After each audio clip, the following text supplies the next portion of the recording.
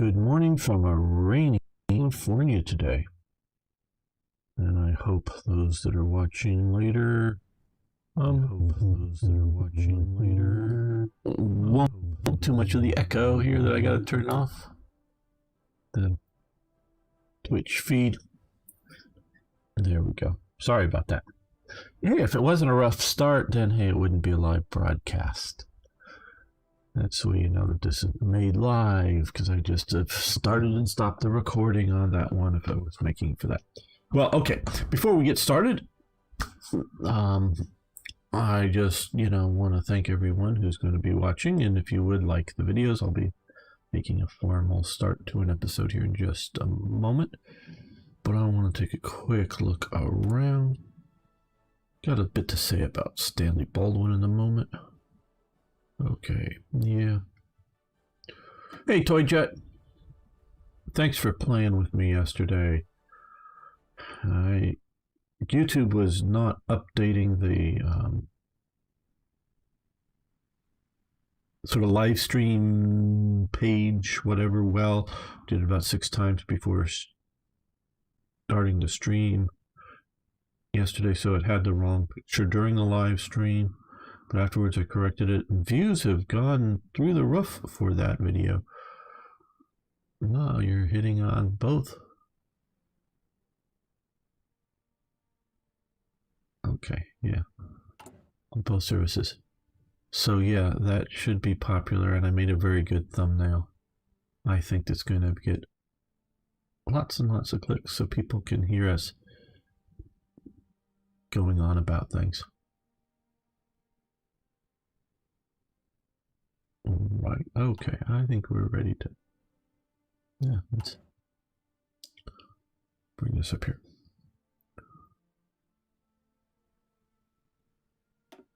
Welcome back, fellow armchair generals. This is Gamer1745 here with my continuing playthrough of Hearts of Iron 4 with the Black Ice mod, and of course we're playing as Britain. I'm going to be talking about Stanley Baldwin here in just a minute.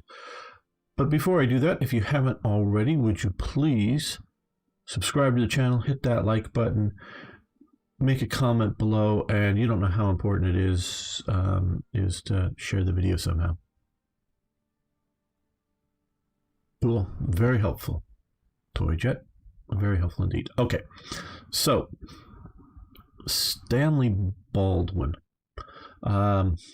I don't know much about him, quite honestly. I just quickly glanced over at the Wikipedia page before starting this. And I just was skimming it. He was 3-time Prime Minister of Britain, very much in and out of the government, or leadership of Britain in the late 1920s and through the 1930s. He's going to be leaving us shortly. Or no, actually should have left us. He leaves just after the abdication of Edward and resigns that, if I remember correct. And hello, my friend Arno. So, and the controversy about him,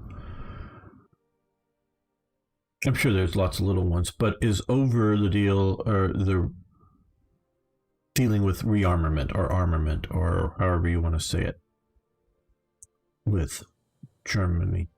Now, I'm not going to go into a lot of detail here. This isn't a major talk on that, but when you look at the idea, and there, in 1935, I believe there, 34, 35, there was a big sort of pacifist vote thing going on in Britain, and I get the idea that, especially with the terrors of World War I, and in general with modern warfare, because if you, quite honestly, if you look back at like the 18th century, you can have sort of wars that are limited scale and scope that affect this sort of part of the world, but not necessarily everywhere. So yeah, it's really sucks for the people that get the war on top of them, but it's not as devastating as and also the casualty levels were often much lower both as a percent of people in the battles and the size of the battles. So you get devastating wars even to the victors in World War One and Two. So I very much get the idea of whether it's pacifism or a view of no more senseless wars, And so, but armaments, people somehow have come to view armaments, having weaponry, as a bad thing. As well, if we just didn't have all these guns and airplanes, well, we couldn't have any war. As if humans hadn't long ago picked up a rock and threw them at each other, So that they want to, and it wasn't even like, just to give you a bit of background for me personally, I grew up during the latter stages of the Cold War, and there was all kinds of ban the bomb movements, ban nuclear weapons, because they'll just kill us all. Well, yeah, they theoretically could. I mean, they haven't yet. I mean, if we launched them all at all the populated places, we could kill just about everybody. Yeah, I'm not saying you can't. But, and so that I get, and I get like you wanting to ban, which they more or less did. We can see about Italy's use of poison gas in Ethiopia, Japan's use of some stuff like that in China. But on a large scale, more or less got rid of chemical weapons. When we can see, particularly in the Iran-Iraq war, the Iraqis used a fair amount of chemical weaponry. So, we can see incidents where chemical weapons in certain regions come back large scale, but not large scale in a global sense. So it's one thing to try to ban a particular weapon, but to try to ban armaments, I don't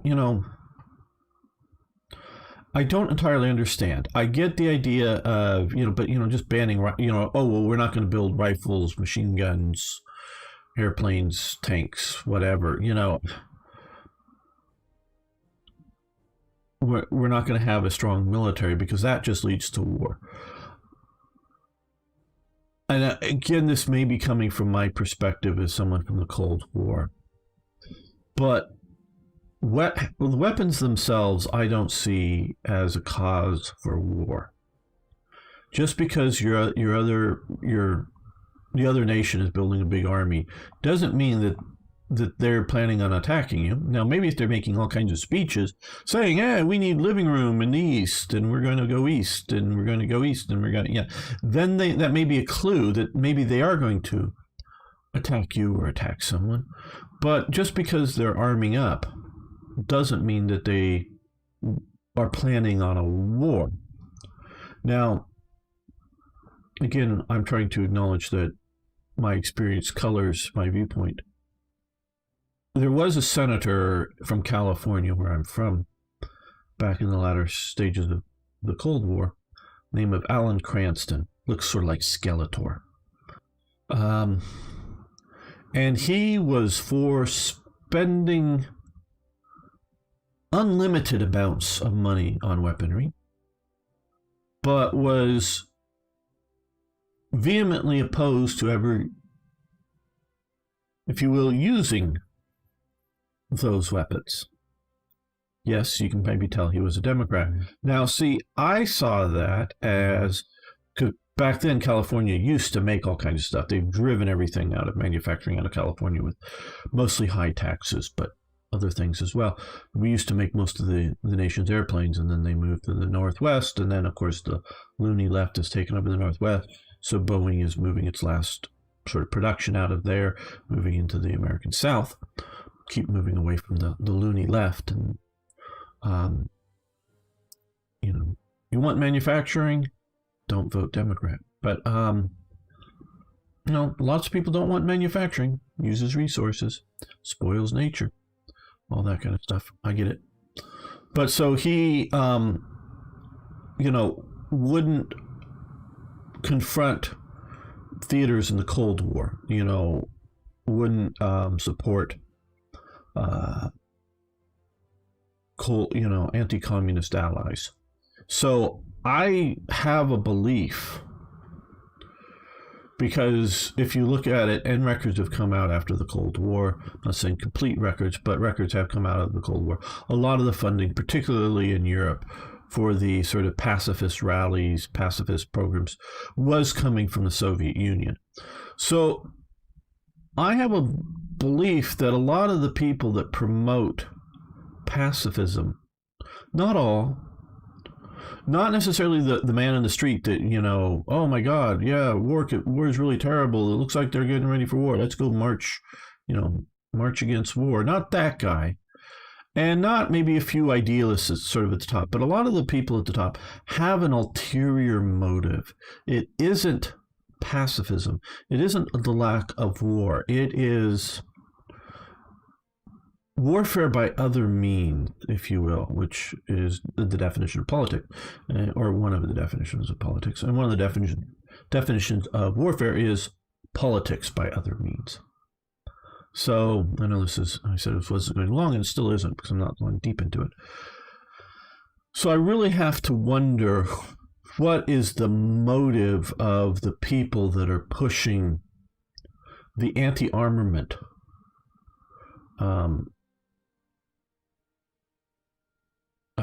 program, agenda in Britain and in other nations, whether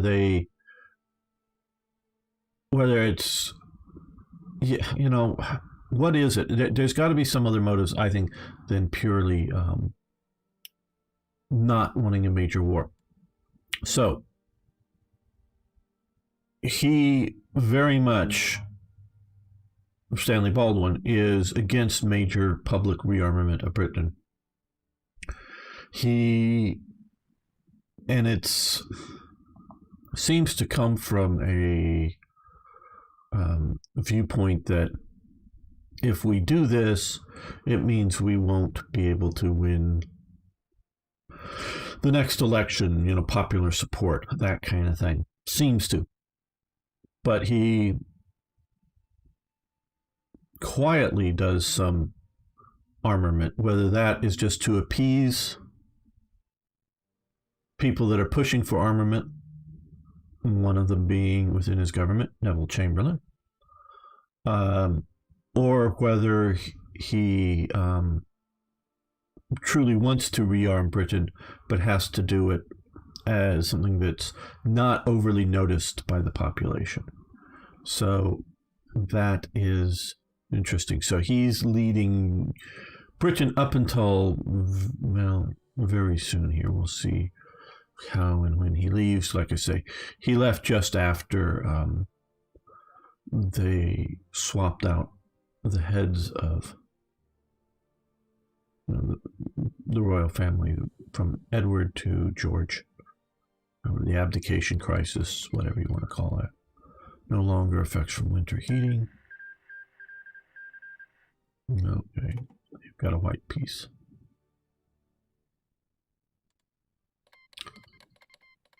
No longer under get the effects as steady as she goes. Okay, now we are. Okay, let's look at equipment here. We are producing some, but I guess it's just not enough to register on this. Some postal artillery, recon equipment, we're not anywhere near. Motorcycles, we're not anywhere near. Okay, I think we need to we are producing items. Obviously, we have the factories here. But right now I'm looking at just getting stuff going.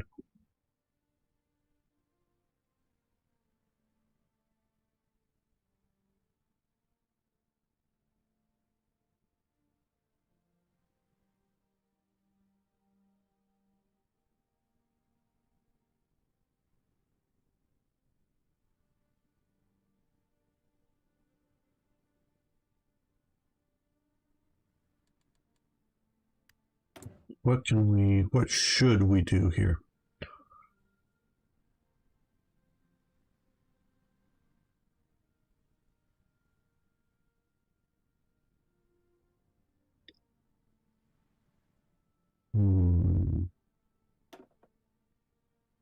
Political advisor, maybe propaganda minister.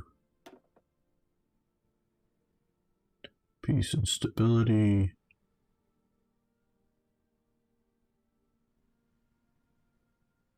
Rallier. Base stability is down, but war support is up. See, war support here is royalist reformer. Area would be clicking that faster than anything else, but I want to look at political power gain 5%. Daily monarchist propaganda minister cost.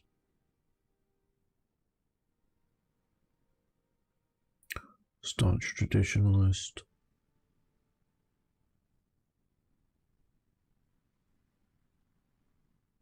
Bitter defender.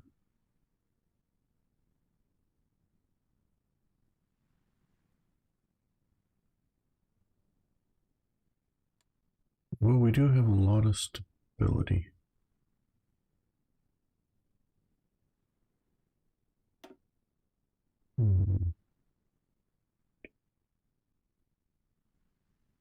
George Orwell, socialist novelist. War support. But also communist support. Well,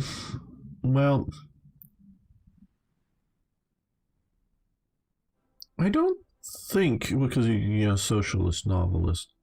Yeah, he definitely was a socialist, but he somewhat reforms himself by being around real communists. Okay, weekly war support, daily conservative support, daily liberal or liberal, social democrat support, political. I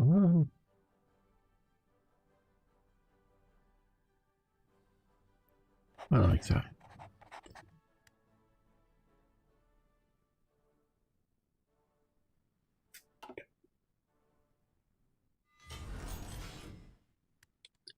Okay, I'm still learning about balancing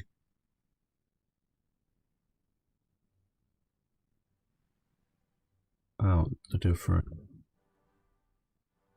production slots. I think we could use a couple of military factories.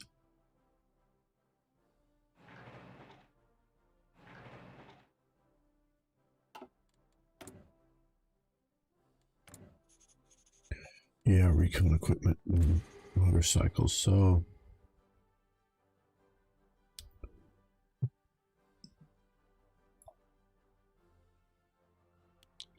that is where we're going to put our current and then near future factory.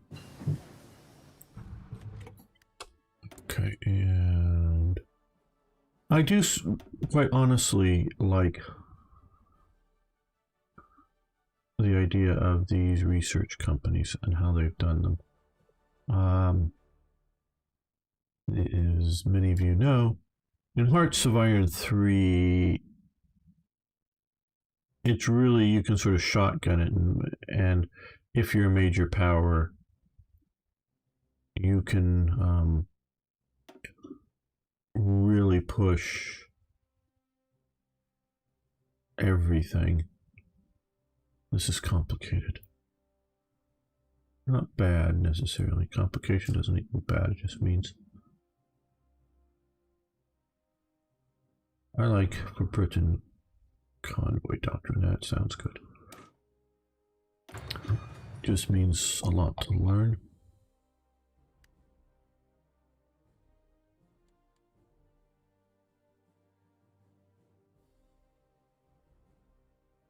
Yeah, they've won me over on this concept, at least, not necessarily, because you know I definitely have. Now having to double click that is a bit of a pain. Okay. Any political power, but I think that's probably a engine limitation. Okay. Just to get sick. Fluorescent lighting. Reduction efficiency cap.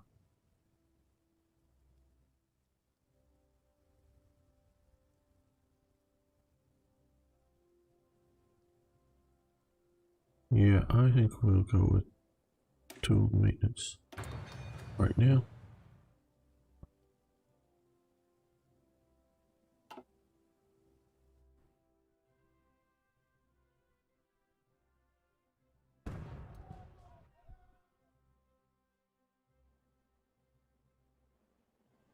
Okay, we have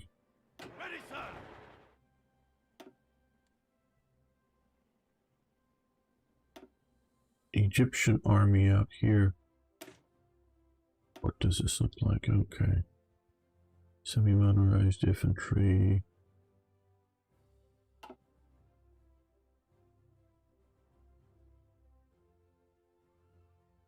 I wonder how they're going to do this. The Egyptian army, I may talk about this more later, did not fight in World War II. There were elements that sort of wanted to maybe decide to fight the British instead of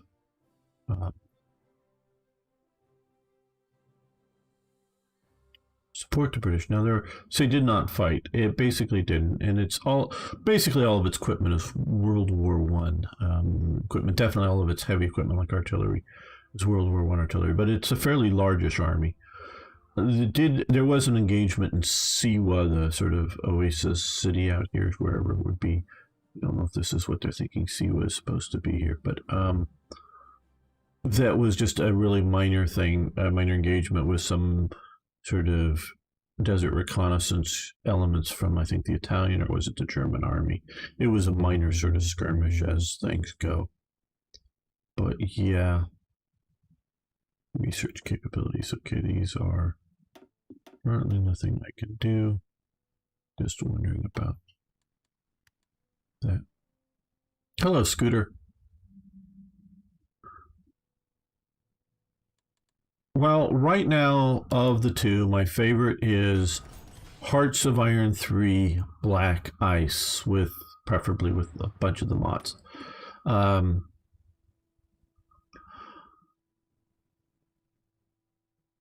Hello, Ivano. How you doing? Um, I think it's the best. I do think Hearts of Iron 4 is the future. And I'm not one just because, well, it's the future, we got to play it. No. By playing it here and now, and by seeing what Black Ice is doing to it, is what it potentially can be. There are, people talk about, and I know one of the comments, and I wasn't exactly sure how he was meaning it, dumbing down for Hearts of Iron 4. Well, some of the stuff is definitely dumbed down, but some of the actual behind the mechanics of how units fight and whatever are actually more detailed than Hearts of Iron 3. Hearts of Iron 4 is more detailed. So, it's,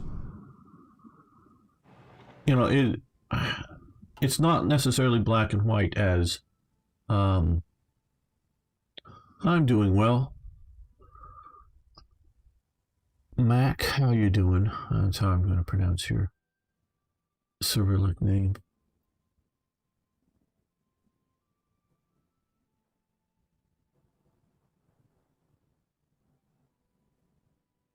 And so there is potentially a lot of good. I just still wish to have the traditional tank designs. Good.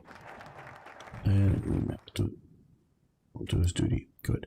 Had a comment about some good feedback on how to improve things, and he said, get rid of the NATO calendars. They're cancer, or not calendar, counters. Get rid of the NATO counters because they're cancer, and you can't tell infantry from the tank units. And I'm going, well, I'm thinking the tank units all have the tank unit symbols, and the infantry have all the infantry symbols. And if you combine the two, that means armored infantry. But okay, I get it, some people, and I think the helmet and whatever to me is cancer. So sorry, some of us are just going to have to agree to disagree as to whether we like NATO style or other graphical image style better. You're not wrong to like what you like. I just like what I like, and so I'm going to play that way. It's Maxim. Okay, cool. Thank you, Ivano. I just don't read, as you can tell, Cyrillic well.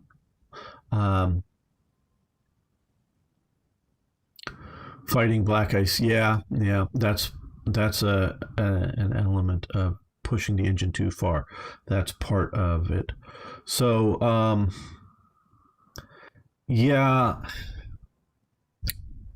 heart, you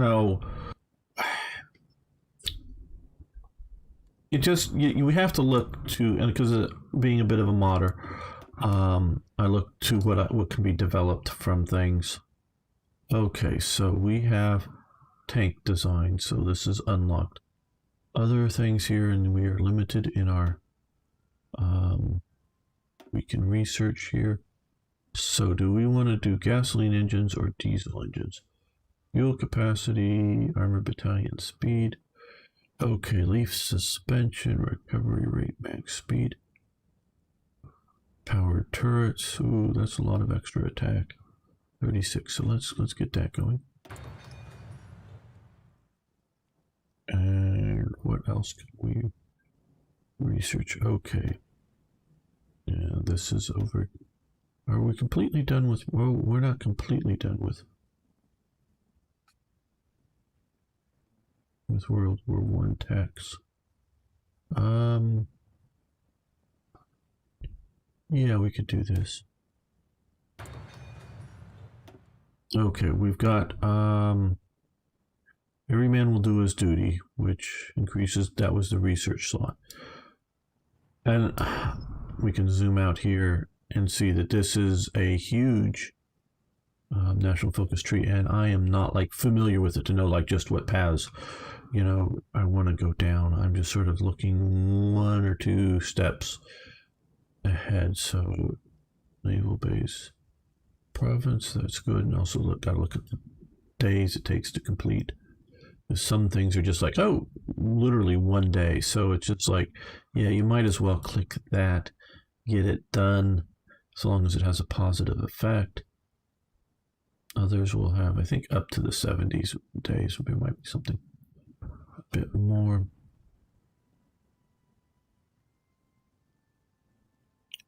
$70 days for that. That's a bit long. Already the Commonwealth. Building slots, two fuels. Construction.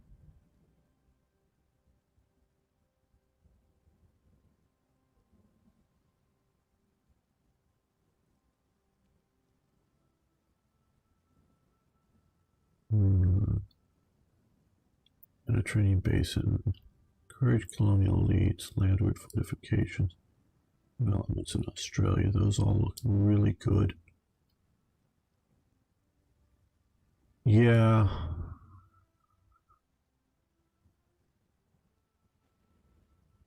I guess do this.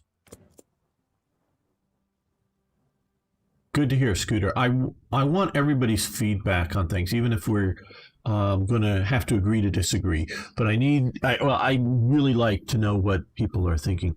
So we will try to save France. Yes, we will try to save France, but I don't know that we will succeed.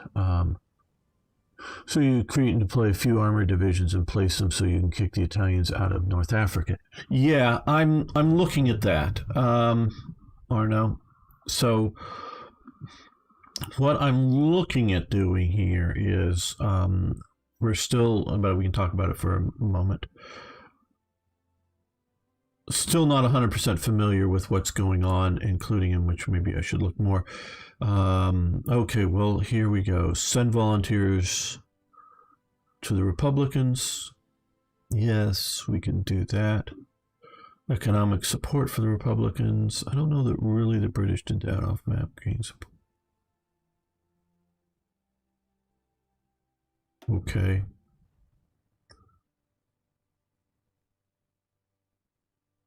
We'll get those going. Support of the Nationalists, but I don't really want to.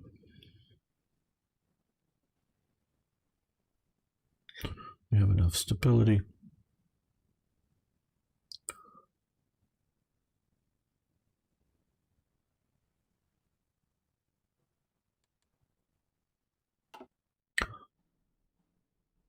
So we're doing a little bit of support there for the Republicans. That's good. So I want to try to defend. Well, I don't know if where I was going to go with this. How much units I should expect to build versus have units. This looks like a territorial force here. Yeah. So probably something I want to keep back in Britain to defend. And not put overseas. How much I should build, how much I should expect to come via events, but need to save manpower and equipment for. But when we get a bit closer, we can build up a bit more, train up a bit more units, which I really like that about Hearts of Iron 4. Again, we're talking, I've been talking about, of course, been watching the comparisons between 3 and 4. I really like the idea that I can stockpile equipment, and then I can, continue to build up manpower. And then, say, in 1939, start and train a lot of divisions. So I don't have to be building divisions now. I don't feel this way at all, keeping, without having to push for more units now, but building up equipment, armament. Let's see. Vickers Armstrong. Leyland, which I know more of the truck company. Norfield, I don't know these people at all. Rolls Royce.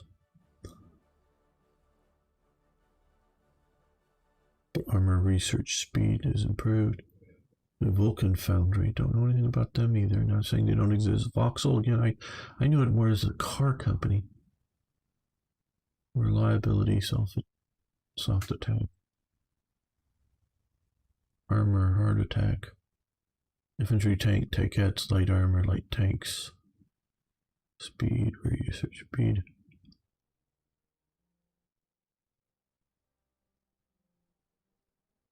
Yeah, Vickers Armstrong was one of the major armament production companies, and they built the big things, the ships. They were one of the, if not the major military ship producer and heavy gun producer for Britain. So, yeah, we'll go with this. Yeah, you should create. Okay, for Eastern Africa. And deploy them there. Yeah, that's a good idea about South Africa, Arno. Hey, Martek. Haven't listened to me rant about the election yet. Well, I'm not going to rant about the election now. I will say there has clearly been clear evidence that there's some irregularities about the election. I don't know if they're irregularities enough that change the outcome of any particular, who's winning or losing a particular seat, or who's winning or losing the overall election. I don't know if any of them are that big. I hope there is proper court cases filed and proper look at them. And if Trump lost, Trump lost. If there's irregularities in the voting enough, that means Trump can pull it out, then Trump can pull it out. I don't have any more intelligent things to say about the election. Okay, so we do have South Africa moving up into here.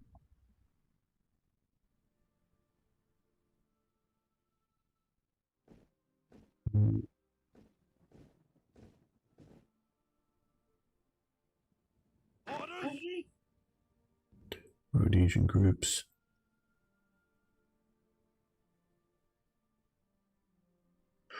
Yeah, I would say some more than previous elections.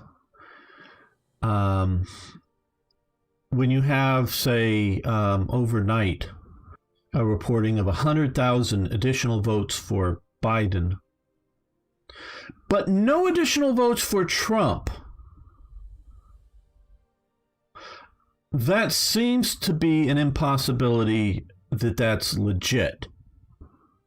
So I'm not saying there shouldn't be 100,000 additional votes for Biden. I'm just going, some percentage of people, whether it's 1% or 49% of these, mail-in votes that appeared, should be for Trump, because there's never 100%,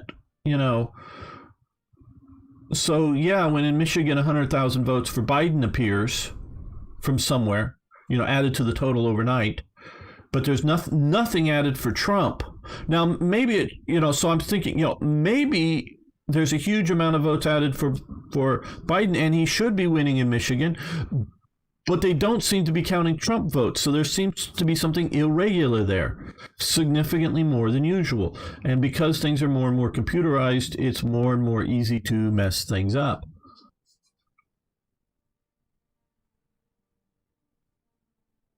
Yeah, New American Civil War.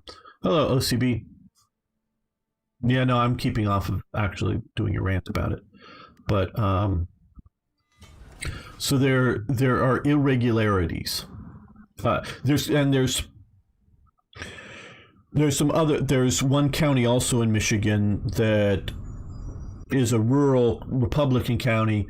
When somebody noticed that it voted for Trump, they go, how could that be? And they went in that some counties are huge, like Los Angeles County, that there's millions of people in, and then there's other counties where there's just tens of thousands of people in the United States. So they went back to this county, because it was sort of Republican count. They went and do a hand recount of every ballot in the county, and found that somehow there was a computer, doing air quotes here, glitch, and 6,000 votes that were supposed to be for Trump got switched over to Biden. So we know there was an irregularity there. The hand count and the computer count isn't correct. Now, maybe the hand count that they did later is wrong, but so there should be a recount, an official recount to go in and see which is the irregularity. And whether that's a computer glitch or something else, I don't know. So there is clearly an irregularity. So there are irregularities that can change the outcome of an election.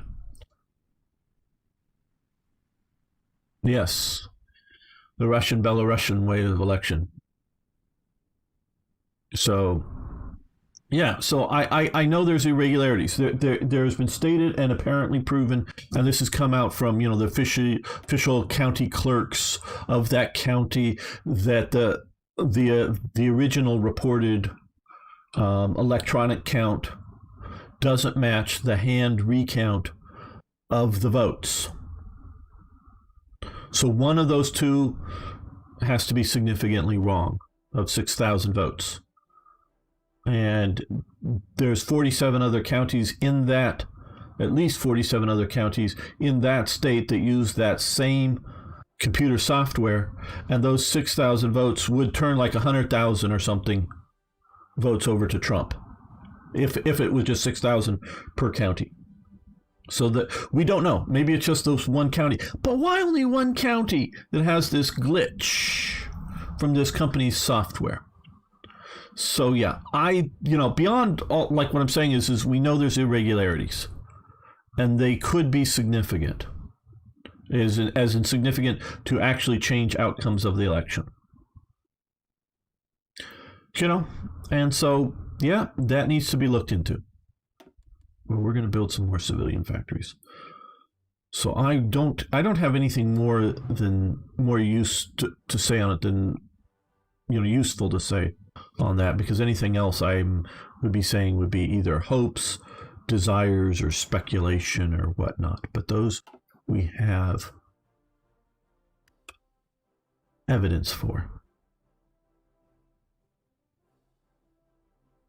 And I totally respect people that disagree with me on policy.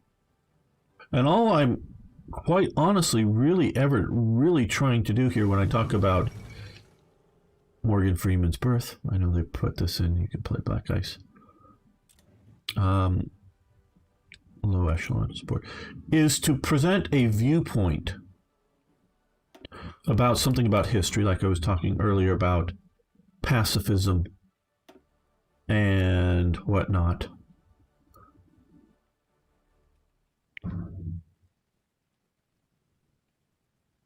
I wish they'd put the dates over here so I know, is this... Okay, well, it's probably in 38. Okay.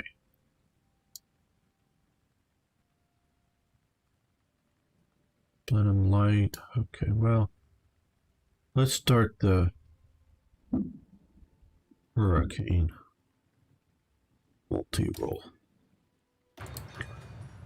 Is to present viewpoints for people to understand them. Now, they may end up agreeing with the viewpoints. That would be lovely that I'm putting forward. Or if they disagree, fine. But they at least understand the viewpoints. Oh, yeah, no, Martech, I have a lot of what I wish for. But I'm also trying to be realistic on it.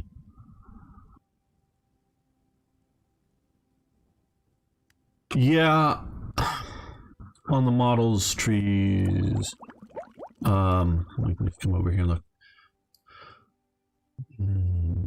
I know. Oh, they don't even want us looking here. Okay, so I got to come up to illustrate. Just got to come up to a general purpose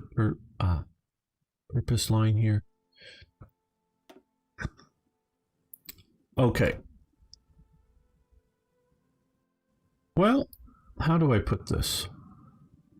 No, okay. Maybe they just haven't someone, because again, you got to realize this is a mod, so people do what they want to do. Supposedly the national focus tree for Bulgaria is really well detailed and Romania is simplistic. It's just somebody wanted to do Bulgaria, so they did Bulgaria. Nobody's wanted to do a national focus tree for Romania, so it's just the basic one or whatever it is, or minimal changes. There's two good ways, in my opinion, on how these things like this should be set up. It should be set up either dynamically, meaning you can go, well, I want to build the British Navy out with fast but lightly armored ships, or I want to build the British Navy out with heavily armored but slow ships. Pick your poison, pick your whatever. And, realistically, if you're going to slap on lots of armor on your battleships and battle cruisers, they're going to slow them up, or you put them on lightweight and put on powerful engines and they're going to go fast. So you can design your own. That is a very good way to do this. But also, like we see here with the Air Force, is doing historical particular models of aircraft. I too would rather because I sort of want Germany to be Germany and Britain to be Britain and Italy to be Italy, and not, well, what if Italy makes this great fighter, or what if, you know, Britain makes bad Navy warships, or whatever you might want to choose. And I get that, but I sort of want the nations to be the nations.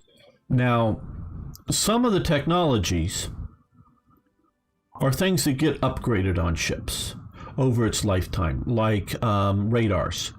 There's, I know with America during the war, there's a lot of even stuff going back to the 1920s and whatnot that get the battleships, old battleships or whatever, and even fairly new stuff that, made in the 30s before radar is really, shipboard thing, get radar upgrades, and they get anti-aircraft upgrade, more and more anti-aircraft guns put up on there. And so some of the stuff should be dynamic just because you still have the same basic model of ships, but you're sticking different modules on it, ripping out some, putting on some new ones. So that I'm good with. So yeah, like OCB is saying, radar, fire control systems, AA, and I'm not the one that should make that choice because I know a bunch about naval stuff, but I'm not the one who really should know enough to make the proper decisions. Around the world have followed the U.S. Yeah, well, as people have made comments about, unlike say the elections in Malaysia, their outcome. The elections in the U.S. outcome affects the world for good or for bad. And before, I know I have a mostly non-U.S. audience, and it isn't just "Yay, America is great," which I think it is. Yay, America is better than everywhere else. Well, better than many places. But it's also, if you look at it, when you look at the term United States, and if you change that to United Countries, because that's what it sort of is, and there's 50 of them, we're sort of a block of 50 countries. So if you were looking at, if you were like the president of Central and South America, who, represents all these countries, well, that's a big chunk of the world. And if that was under a political united system, that's, I don't even think 50 countries, but, it's a big deal. So yeah, there's just on a practical base, the world needs to care. The Paris Universal Exhibition, and they do need to care, and it will affect them. Because hey, people, if Biden gets in, we're back to having wars again. Ready for your country to be invaded? Well, probably most of you in Europe, and we won't invade there, but Biden will be invading. He'll be going back to invasions. Gave Obama a peace prize, and then he went out and invaded and started more wars. Yes. Trump hasn't invaded any new countries and tried to get out of the ones he was already in. Here in the UK, everybody's speculating about what this would mean for Brexit. Yeah, I'm not going to say it wouldn't mean something for Brexit, as definitely the Biden administration is more pro-EU than Trump. So I don't know if they would get on the bandwagon of let's hurt Britain to make the Europeans happy or not. I don't know what they would do there. But I could see that as a possibility. I think we're going to go with recon equipment. Is it way down here? Yeah, another recon equipment, another motorcycle. Egypt joins the League of Nations.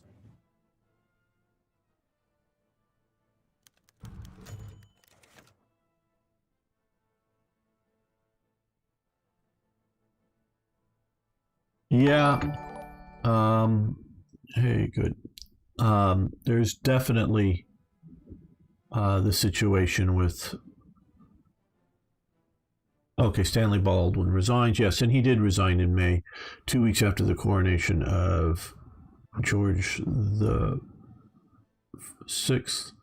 Baldwin announces that he will resign the premiership in order to retire at age 70, having led the national government on and off. And actually, I was reading up a bit. It is sort of a national government that at times it's a mix of, or it's a coalition of Tories and Liberals together.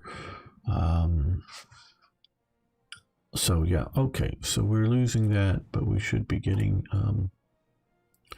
Chamberlain.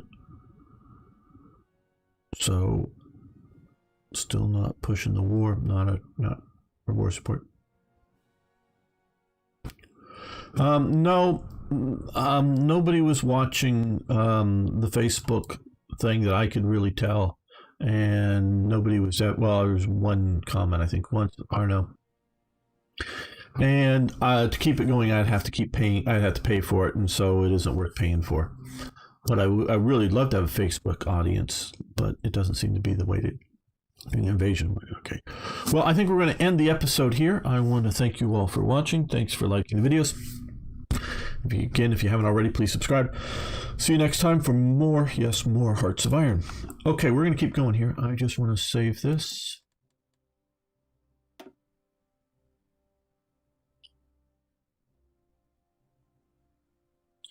Well, we're just still in the building up phase and arguing with each other phase on yesterday's game, but we're going to be keeping that going.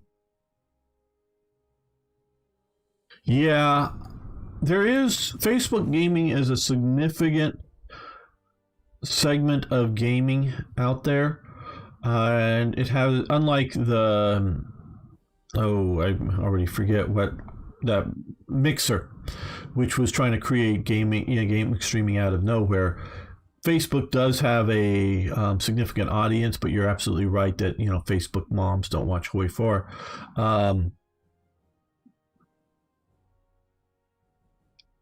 That, it's maybe not set for things as well. So, I would love to keep streaming on Facebook, but I really wanted to see if I was going to get any sort of audience, because sometimes it's really good to be a big fish in a small pond, as it were, as opposed to a small fish or a minnow in an ocean. So if I was the only person streaming Hoi 4 on Facebook and there was some audience for it, they're more likely to find it and watch it there. So I don't know. I'm definitely happy that I'm streaming on both YouTube and Twitch, whichever one is best for you to watch on. I get the chat from both. Twitch has some better features, plugins that has the chat appear on the screen as well, so you can just watch it more easily on full screen. But means your Twitch chats do show up on the YouTube live stream, so they see that there, but not vice versa. Though I normally do read back the questions, they're normally small enough. So watch wherever is best for you, because I do know some of the people watching, they get buffering with Twitch and not with YouTube, or vice versa, or whatever you want to watch on. Pick your favorite.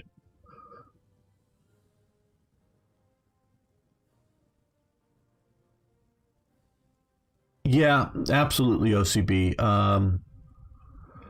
I'm a bit concerned about the numbers for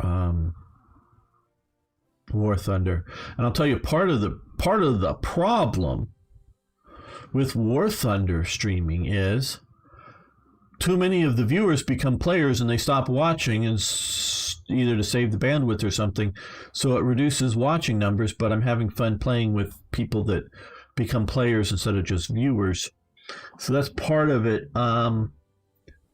I'm not sure how to increase views for War Thunder on Sunday. I really like hanging out with people, and if I wasn't streaming it, And just the hanging out with friends part would probably slowly die, just because it's not that, oh, they want to be on live on stream. It's just they know that I'm streaming, so that they know I'm there, and so if they want to join in, they come in and join in and hang out with me. So it's sort of a necessary thing to keep that going, to stream it.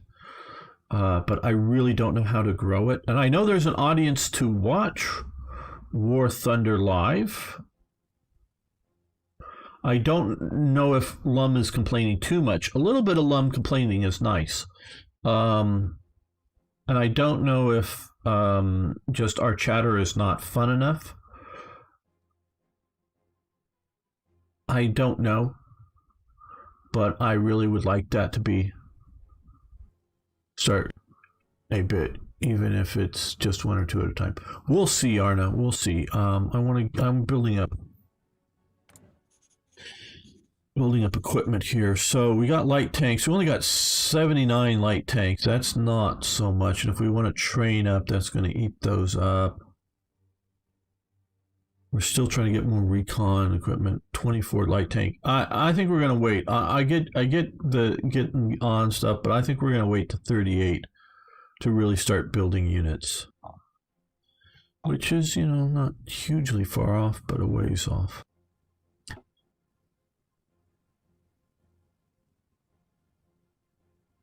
I don't know what you're talking about, Biden won what? The election isn't over, so I mean it's still counting and going on. So yeah, I mean he may win, but it's not yet determined.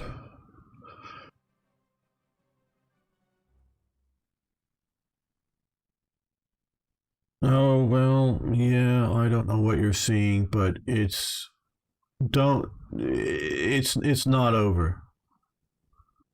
Well, good, Scooter. Like to hear. Just not enough time. Ah, yes, we were wishing it is. Yeah, everybody, Arno, it's Arno's birthday today. We wish him to. Not yeah, okay, yeah. AP is but there's going to be serious court cases going, and again, before I start another episode, because I really don't want to make these episodes to be too much about me ranting about the elections and things. There are serious problems with the vote in Arizona that was called for Biden. I think Arizona is going to flip to Trump. That doesn't mean Trump wins on that,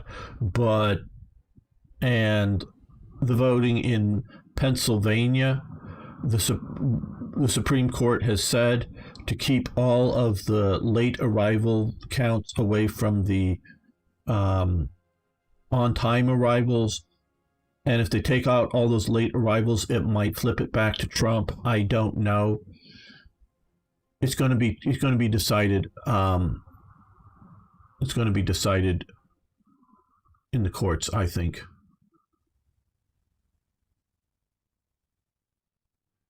Yes, hello, Chunk. How you doing?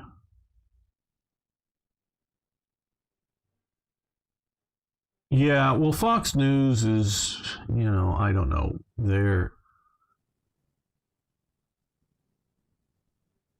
Hello, Nick. So we will see. I'm not going to turn the news on now, but we're gonna see what happens in the court cases. To give everybody, and I know there's a large international audience, to tell you how the U.S. election works. Okay, every state has an election. They have their own sort of rules. The rules have to be constitutional into the U.S. Constitution, but they have their own set of rules. They then do their have the election, determine who wins the election in their state, and then they have state electors that are certified. And then those certified state electors from every state get together in one location. And each of those electors have a vote, and each state has a different number of electors based upon the sort of size of the population. Basically, it's a minimum of 3, one for each senator and one for each House of Representatives, basically, is my understanding. But that's why they call them electoral votes. And they all get together and then vote on who is president. So whatever the thing says in the he will surpass. Yeah, oh yeah, he's getting old. So then what? So that's how they elect it. But if those, if the vote, until the vote is certified, until those electors are certified, that can change. So it's not just I'm holding out hope. I know there are court cases going on right now as to what ballots are legal or not legal in which states and how that's going to happen. So we will see. Now, give it a week or two, and we'll see how the court cases are going. We'll see what the Supreme Court says. And if the Supreme Court agrees, then Trump's lost. But we have to get through that process.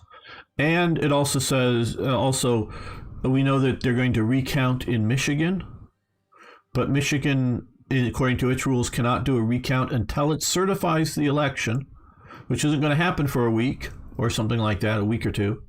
And once the election is certified, since it's less than 1%, then they're going to do a recount, which may flip it back to Trump with the recount. And then they'll go, oh, oops, our first count was wrong. So, just keep that in mind. Just keep that in mind.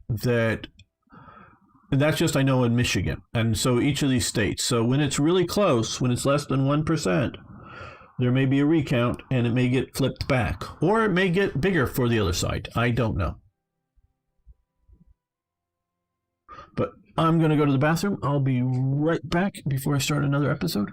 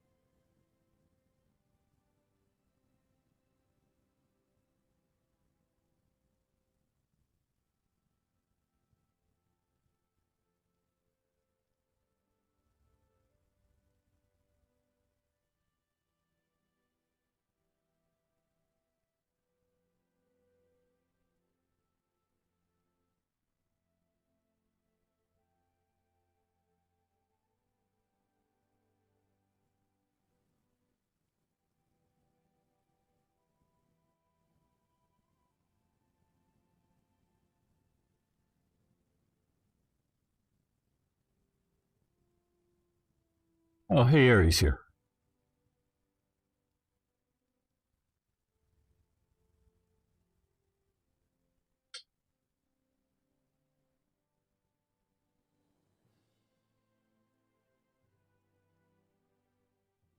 Yeah, there's a lot of reasons people jumped out of that race.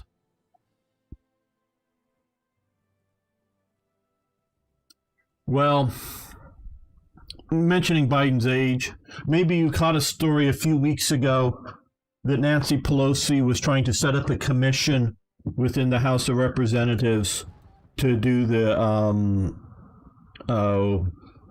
to judge whether the president is fit for running for or not fit for continuing office. A lot of people thought this is an anti-Trump move. She's just doing it to be able to get rid of Trump.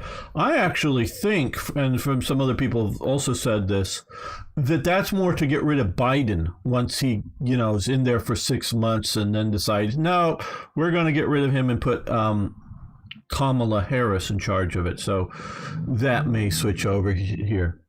Yeah.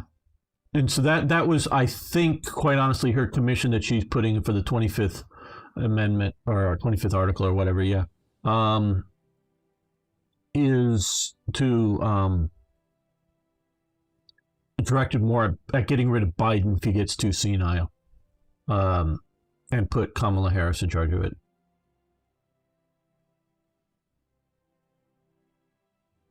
Yeah, so they can do that without having to have him die or be like totally, unable to speak or something. So that is a potential thing there.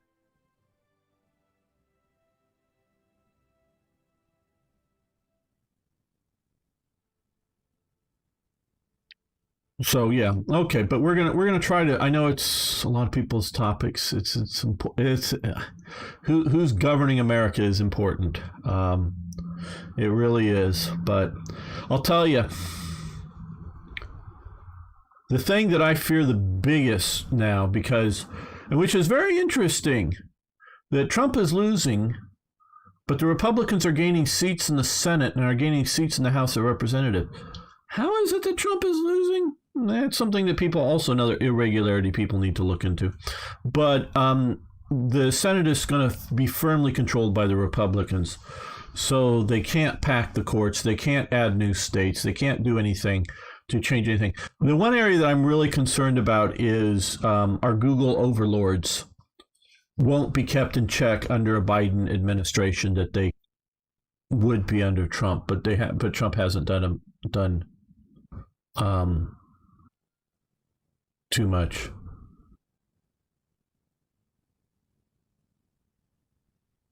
So,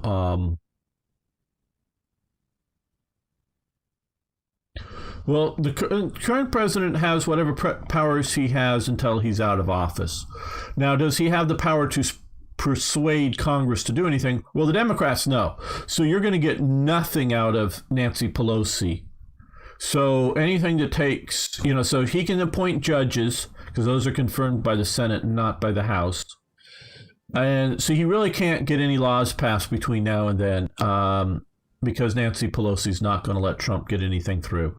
So that's why it's called lame duck for that.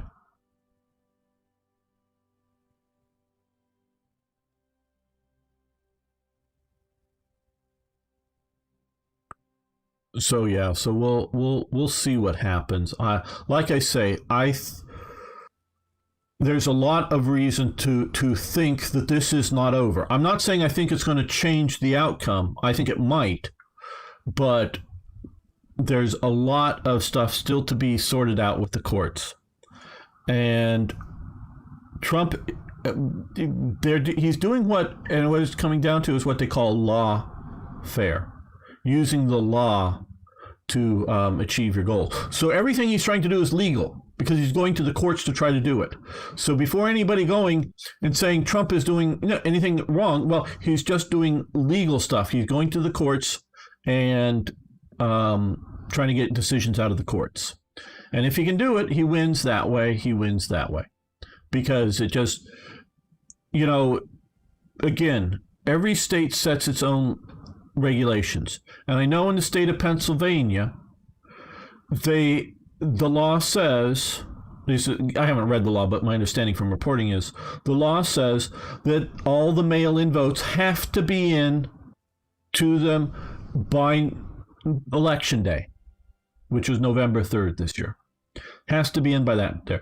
The Supreme Court, which is an elected Supreme Court in the state of Pennsylvania, stated no, they only have to be postmarked at the post office. They don't have to be into the county, to the registrar's office, so they can show up late. Well, the Supreme Court has already said keep those late arrivals in a different pile. Keep them separate. You can count them, but keep them separate because the Constitution says, the U.S. Constitution says, it's the state legislatures set the rules, not the courts. So probably a bunch of votes are going to be thrown out that were mailed too late in Pennsylvania. I think that's what's going to happen. Now, I don't know when that happens, whether that means Trump wins that state or whether Biden wins that state. I don't know. It may be that, may go in that way, it may not. So I don't know what's going to happen, but I do know there's still things to be dealt with, whether the votes are legal or not.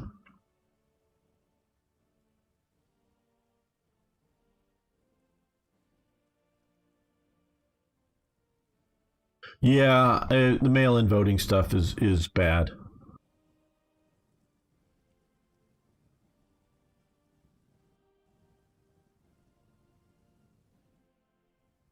Yeah. Okay, well, let's start another episode here. I'm going to try to stay on topic of World War II and the lead up to it. Welcome back, fellow armchair generals. This is Gamer 1745, and we're taking a look at Black Ice for Hearts of Iron 4, the current main version. I know there's a work in progress version, but I'm staying away from that.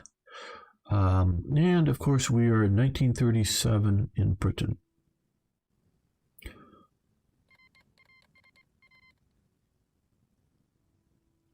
Okay, the state of, okay, I guess this is supposed to be a civil war of Xinjiang is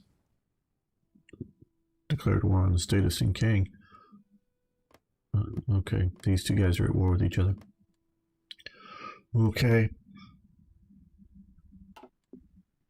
Most, note I said most, of the sort of warlord wars that were going on in the 1920s are well over by this point.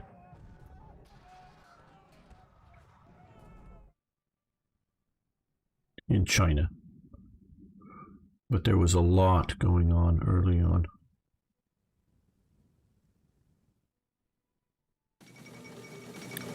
Okay, well, lots of United Front things happening in China.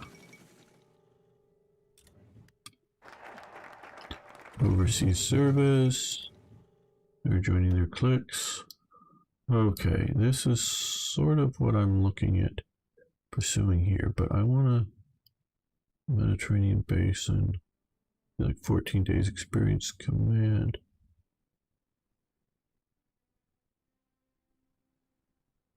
Okay, construction. Might do that. Motion of no confidence. Rebel Chamberlain. I don't know if we want to do that yet. Ready the Commonwealth. No further appeasement. Yeah, those I think are support Spanish Republicans.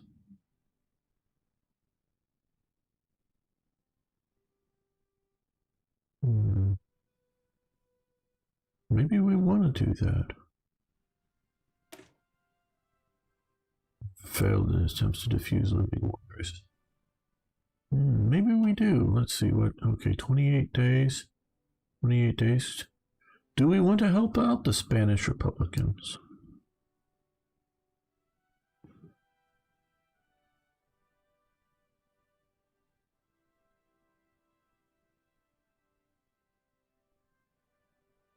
Yeah, that's pretty quick. Let's see if we can do this. Let's do Churchill's no confidence vote.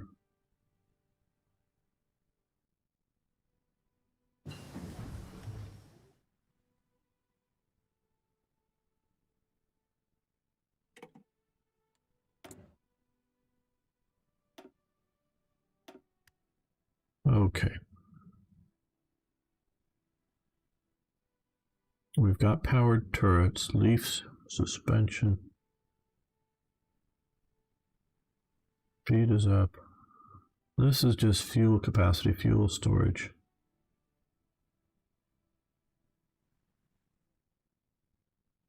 Well, we can do leaf suspension first. That's not an exclusionary choice. Tool maintenance. Choose just that one. We are falling behind on some of those, but yeah. Let's see here. Trying to motor height hoist. Okay, yeah. That looks like next one to research. Okay, we've got enough. Let's first look here. Okay,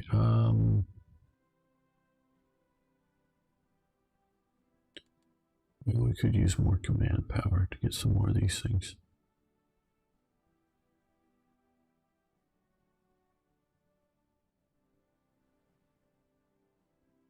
Done.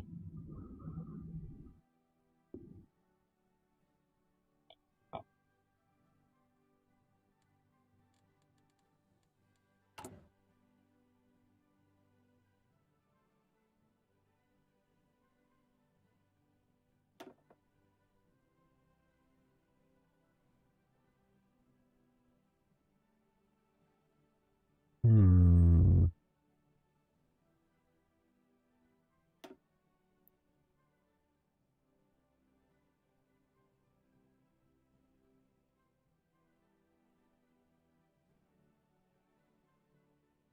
A royalist reformer here.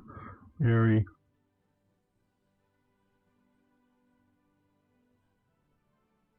Staunch traditionalist or staunch Democrat.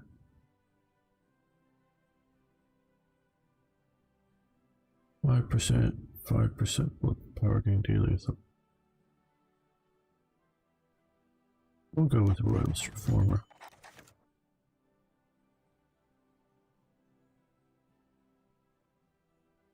Increase the chance for this for monarchists.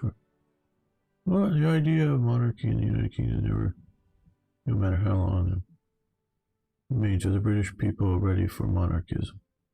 Increased chance for popular support for a monarchist revolution. Increased chance for internal support for a monarchist coup. I guess we'll do that one. I wasn't thinking that far ahead.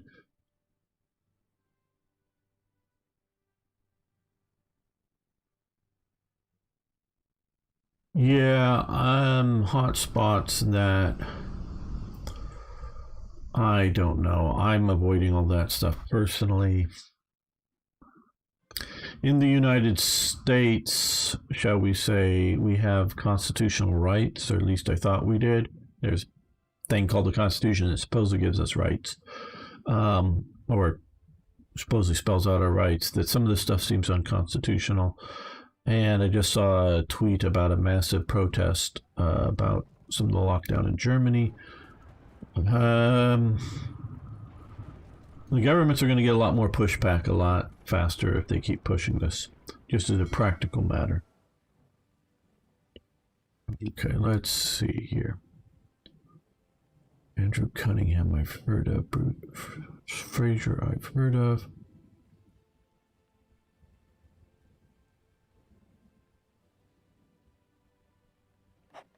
You look like a good person to do that command with. Where is our... Do we have a submarine force? This is all of the... Okay. This is all of the... Hey, we've got new stuff showing up. United Kingdom fleet. Okay,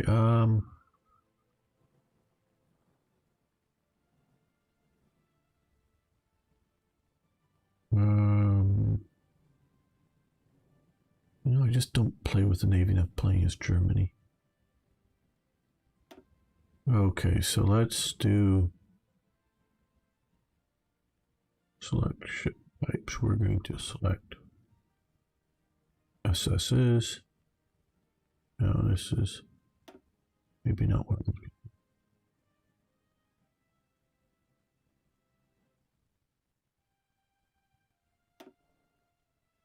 for. Okay, let's...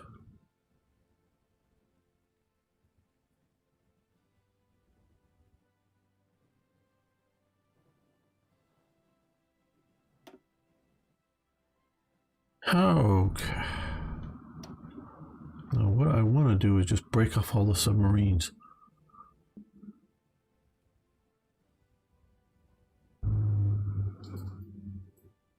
Oh, there we go. All submarines. There we go. 24. Okay. Then let's see if we can find a leader appropriate for these guys. Spotter.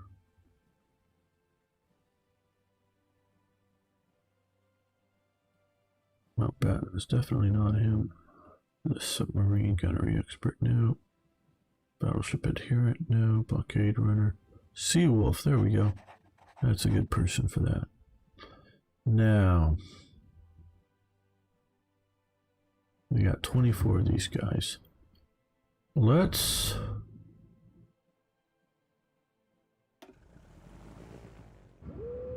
send them down to here. Okay, we have the Mediterranean Command.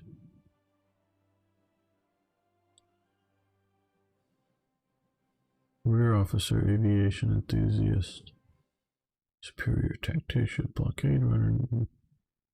Yeah, let's give him the Mediterranean Command here.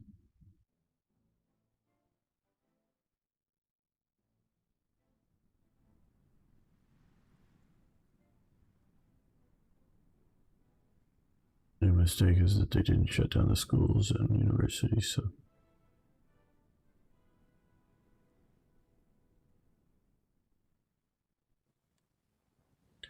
Okay, so we got those going out. Okay, we have small submarines, so let's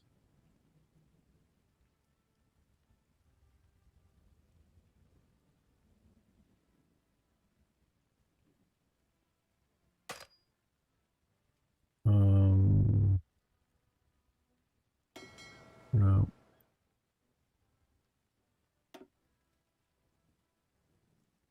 All coastal submarines, there we go.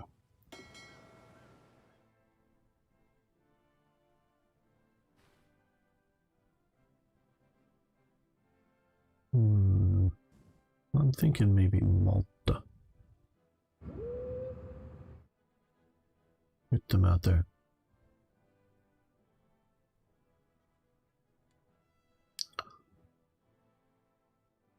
No, I'm not the best naval player, as you can tell. Okay, those are a lot of hopefully rather nice, because we have some light cruiser types here, but a lot of destroyers with depth charges, so those can be our anti-submarine patrols. So let's put them up here in Glasgow. Now let's take a quick look, because we had been, okay, we're still pushing through. Okay, we're doing some mine lane cruisers here. What is this? Super Grampus class. Okay, I'm liking this force mix still. Getting through a couple of heavies, an aircraft carrier, and running through, or, well, okay, let's do one. Okay, here. So once these get done, then I want to switch over to making more anti-submarine destroyers. That's what I want to do.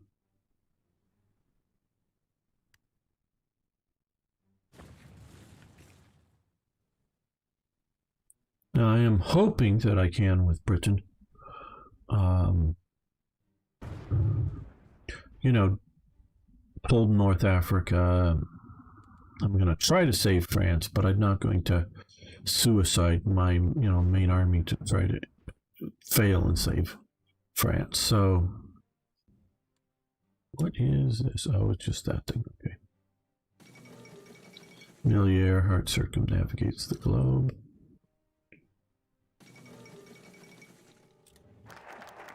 Okay. Motion of no confidence, long live Churchill. Wow, this is happening awfully early. Okay. Maybe I didn't want to do this just yet. So we now have Churchill in charge. Not that Churchill's in charge as being bad, but I was trying to push a little more. This could either be really bad or really good. I don't know which. I just wanted to get support for the Spanish Republicans going. But I don't know.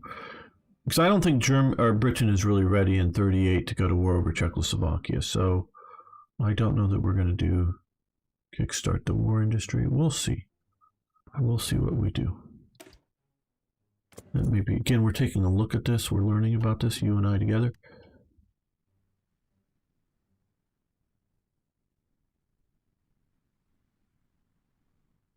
Yeah, I understand that part, Toy Jet. I would think so too. But I am a little worried about war support over here and stability. And I don't want to be forced to go to war over Czechoslovakia in 38. Maybe that's a good idea, though. I don't know. Maybe just a good idea to play that out and see how it plays out with this mod. Also, I don't think I'm going to increase my build wall, please.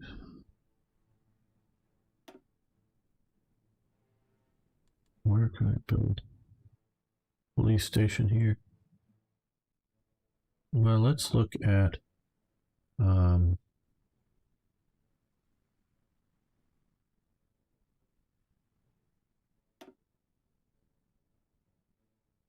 clients.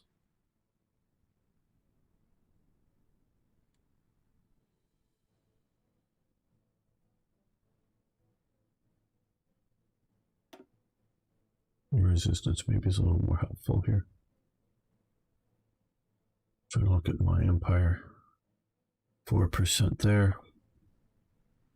That's all looking pretty good.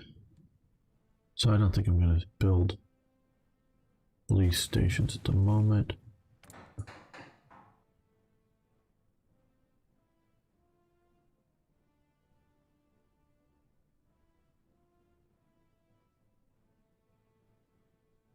I don't know how much, if any of these, we should be building. So I guess we'll build some more military factories.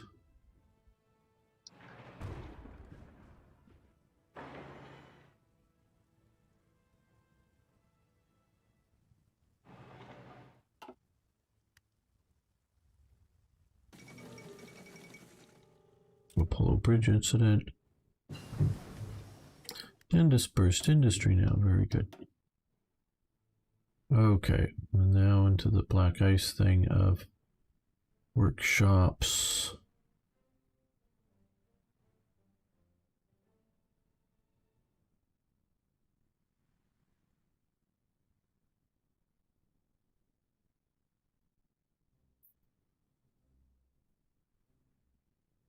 Yeah, let's build some tank ones.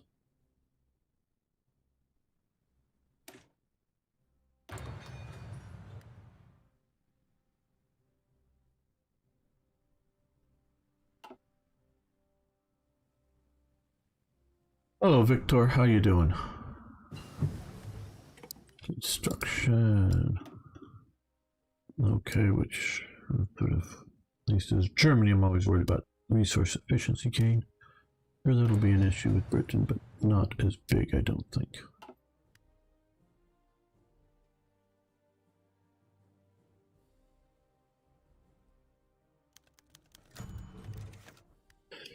Okay.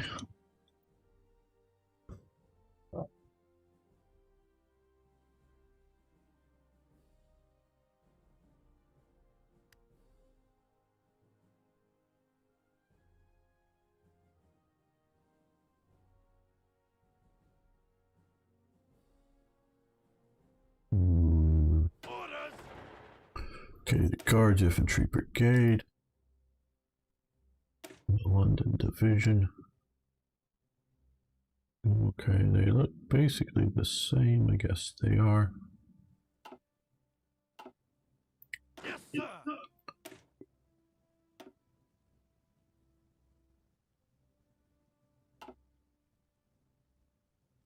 How are we doing for things like trucks? Artillery tractors, artillery trucks. Horse transports. Really like to get most of my units motorized. At least the ones that are going to be deployed somewhere.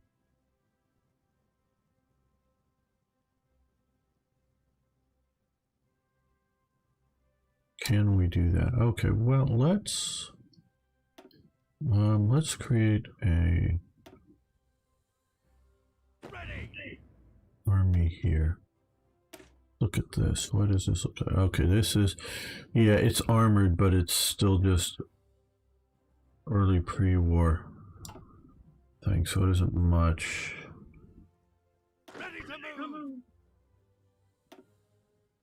And then I guess these guys.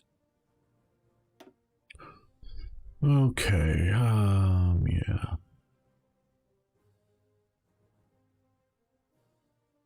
Montgomery.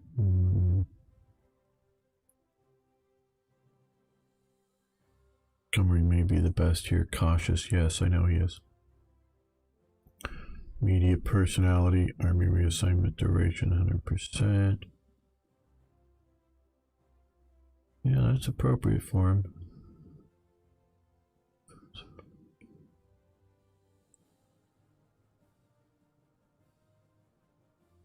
I think we're going to go with Richard O'Connor.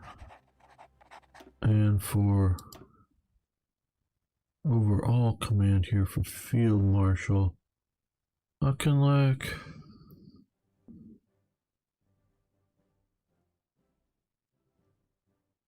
Yeah. Okay, so that we're looking at for at least the start of our expeditionary force, and I want to recolor this. God, that's an awful color. That'll be better. Okay, these are basically reservist, well, territorial divisions. Okay, so let's see about grabbing up a bunch of these things. They're going, oh, why not? Holding the right button down. Okay, yeah. These guys, these territorials, are going to stay at home in Britain because they're not that good. Let's put somebody in charge of them. Not Wavell.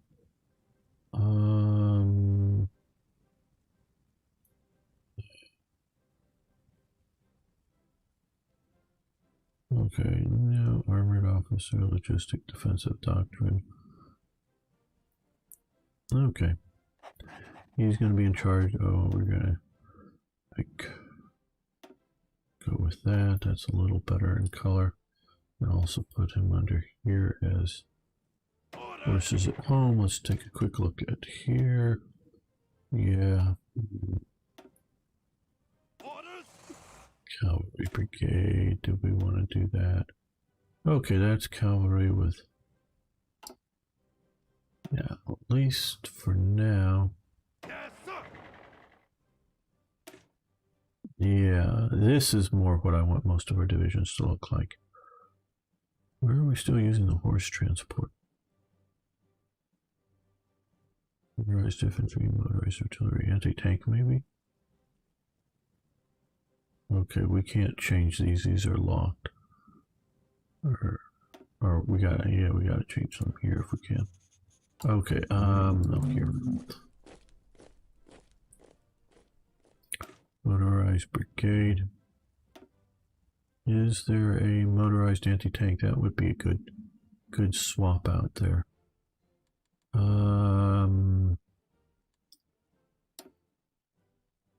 Do we want to do that right now? I don't know that we do. That would be something good to do.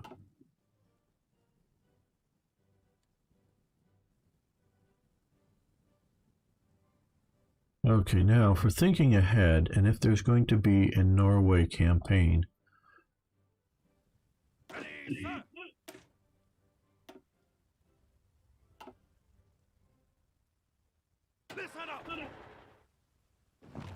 let's send them up to there. Send them up to there. And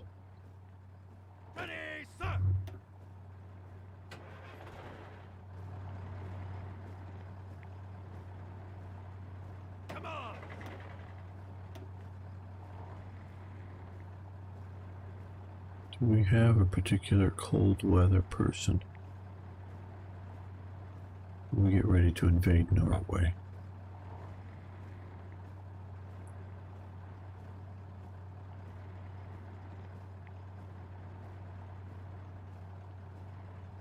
Yes, I see some of you saying stuff in chat. I'll check it in a moment if it's directed at me or if it's still just Arno and Toyjet insulting each other for fun. Which is alright, they seem to like it.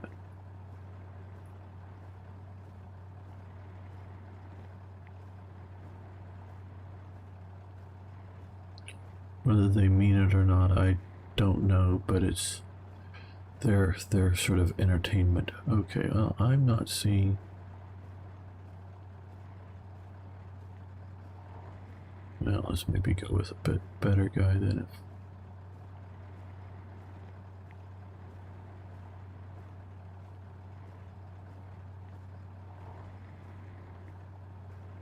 Yeah, because we are sort of looking at an infantry campaign up there.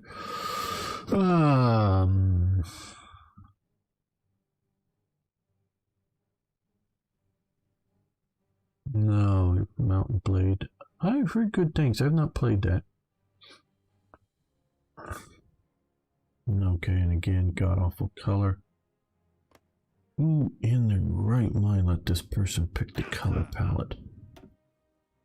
My God, we're talking about a World War II game, and that's the color palette you're auto-assigning to, you know, even that. Help me. Ready. A little bit of army organization.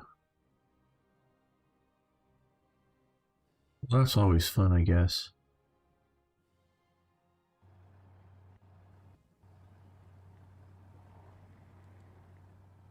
Ready to move.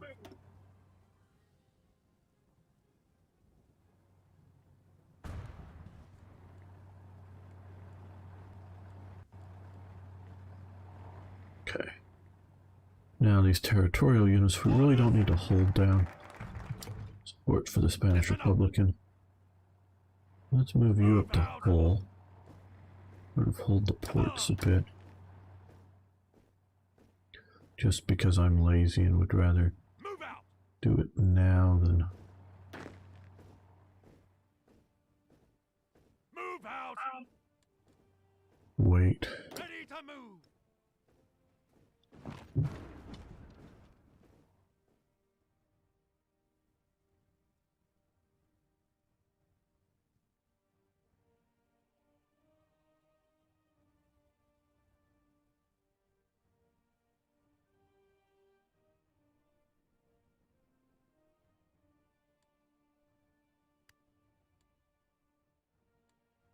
Okay, we've got helping out them, which is good.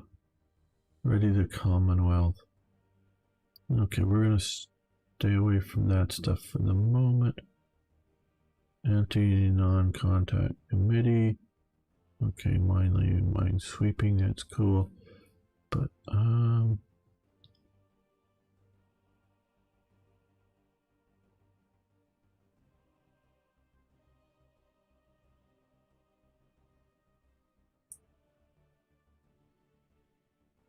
D6 days.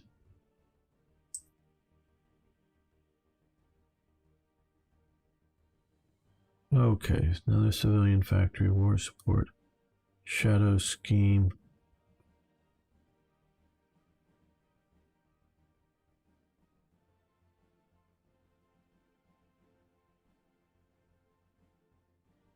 days, 70 days. We'll do the 20 days first, just because we can get it done.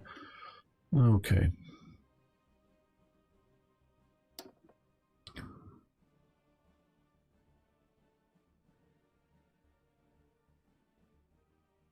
Let's do silent workhorse. Just get more political power coming in. That'll get other things happening faster.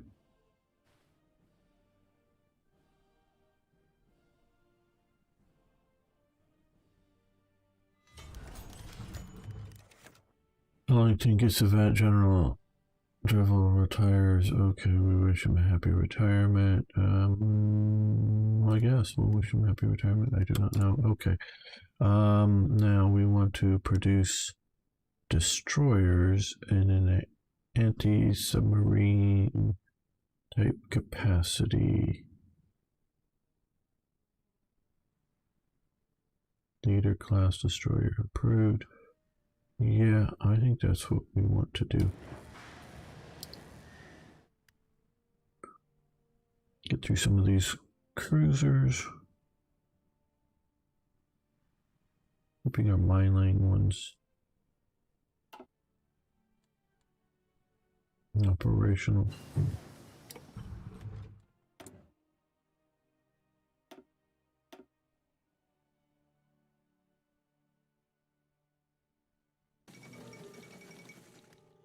El Salvador is leaving. Oh wow, that's traumatic.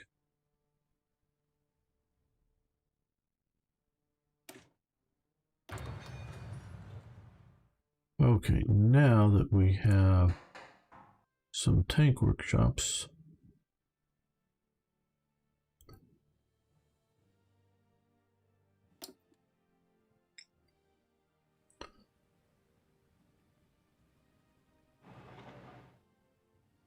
let's build one once we get to it.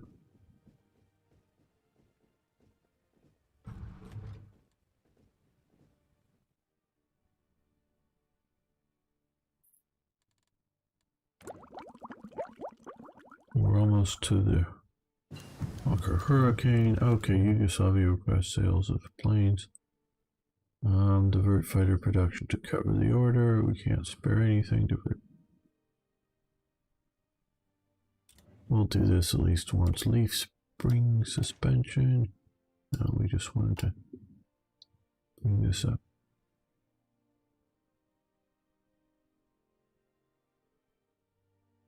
Approved armor construction.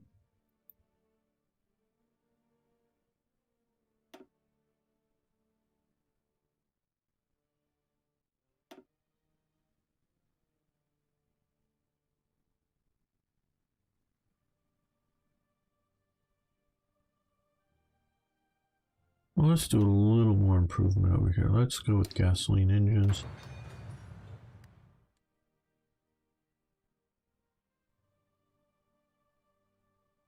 And I'm trying to keep these episodes somewhat short, so we're going to end this episode here. I want to thank you so much for watching. Thanks for liking the videos. If you haven't already, please subscribe to the channel. See you next time for more, yes, even more Hearts of Iron.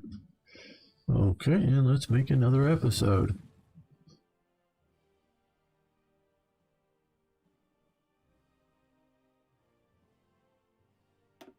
Welcome back, fellow armchair generals. This is Gamer 1745 with my continued look at Hearts of Iron 4's Black Ice, or Black Ice for Hearts of Iron 4. I guess that may be the better way. And if you haven't already, I know I say this all the time, please subscribe to the channel. Please like the videos. Please comment on the videos, even just saying hi. You don't know how much that helps the YouTube algorithms. I'd love to break out of my low position here. I've gotten some really good feedback. One of them is if I do more comedy within it. I don't think I can do comedy well enough to make it work right. But I definitely want feedback, that is for sure. I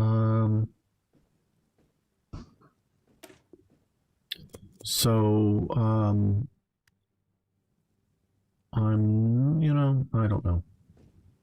Love to have you recommend it to people. Move out. Recommend my channel, my videos, this video. It certainly helps. And if you're watching on YouTube right now, you can hit that like button. That helps those of you live. If you are watching on Twitch, all 12 of you, if you haven't already, you can hit the follow button. That's also very nice. Okay, so we've got the multi-role Hurricane, which I think we're going to switch production over to now. Okay. medium bomber, quantum bombers, naval bomber. Okay, that's still too soon, so we're looking up here. I think I may want to do... Okay, that's too... Well, I guess we'll put this into production here. Okay, now let's come over here and look at... To a point, a lot of this stuff I've just simply wanted more of. So I've been doing... Well, we're only 3 aircraft a month. Okay, that's cast. Now I'm looking for fighter. Let's see. Let's come over to here, multi-role, which is a reasonable hit to it. Field uniforms. Yes, we should improve the field uniforms. I think we've caught up on that production there. 1937. And okay, let's do light artillery improvement.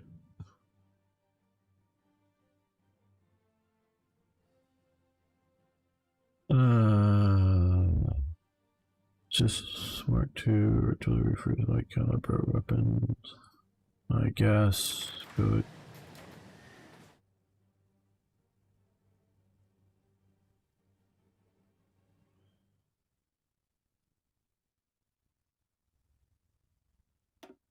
Heavy artillery is... Yeah, heavy artillery. Yeah, I guess it's medium, so get that going. Now, oh.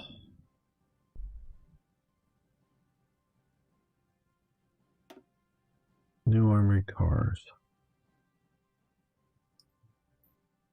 Okay, is that Humber Scouts car? Is that what we're looking at, I guess? Oh, the Morris. Oh, it's the Morris here.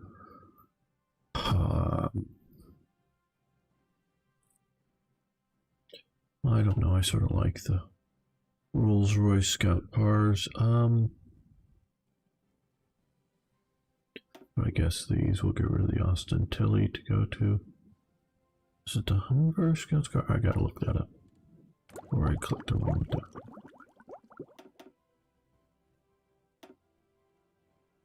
Yeah, it's the Humber Scout car, which is an armored scout car, which may mean slowing up production, but we will see.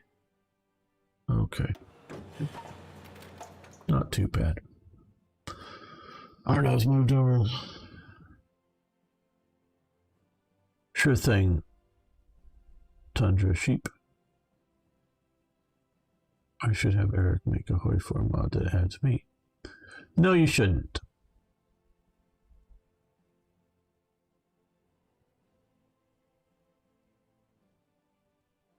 You don't need to be added to Hoi 4 Toy Jet.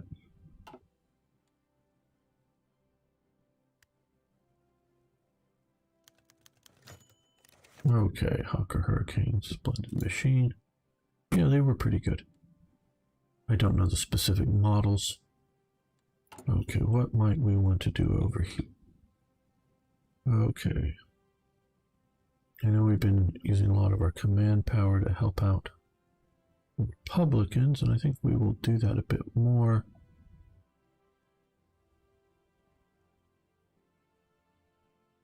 We'll coordinate on these.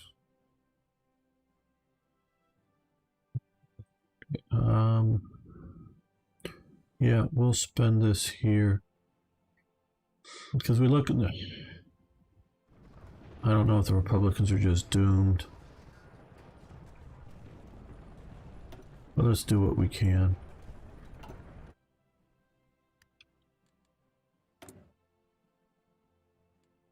And we'll wait till we get to 200, which will be very soon. Just trying to keep it a little extra political power.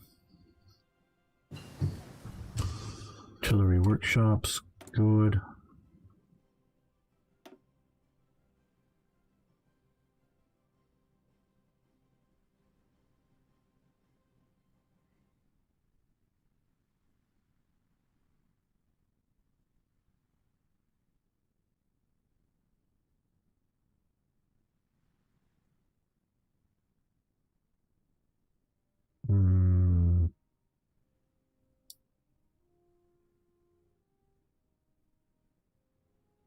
Don't think we need to do synthetic.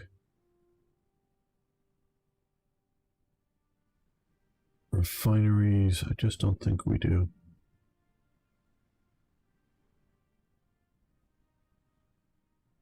Coastal land forts, I don't know that that's really useful.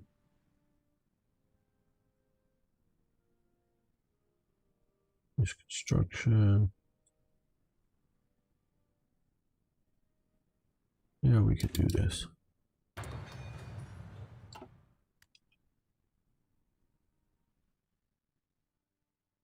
Hong Kong will be doomed, though we might very well do a national focus or something that improves landward defenses there. Singapore, if we could get proper landward defenses to dig this in here, not just coastal sides, but that could be really good. Electric motor hoist and convoy sailing. We might be able to hold out in a place like Singapore. Might, I say. Okay, so this one is either here or here. So we're probably going to come here. 37 avionics. Signals intelligence.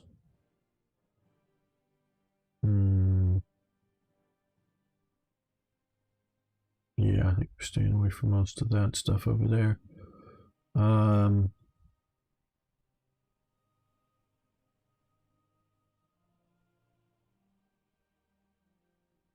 gain, I don't know.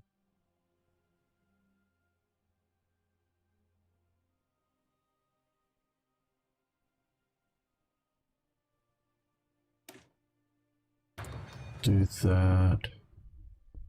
And down here with naval technologies.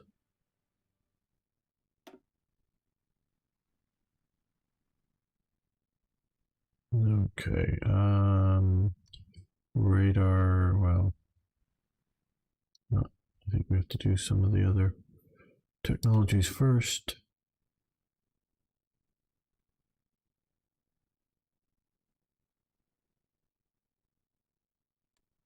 Where was the convoy? Okay, convoy doctrine here. Convoy sailing, subdetection.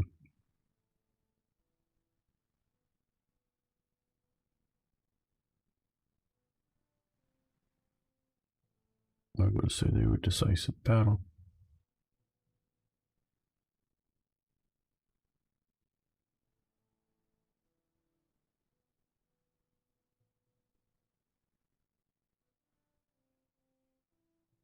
When you make me an exclusionary choice, I'm always reluctant to take it because I don't know enough about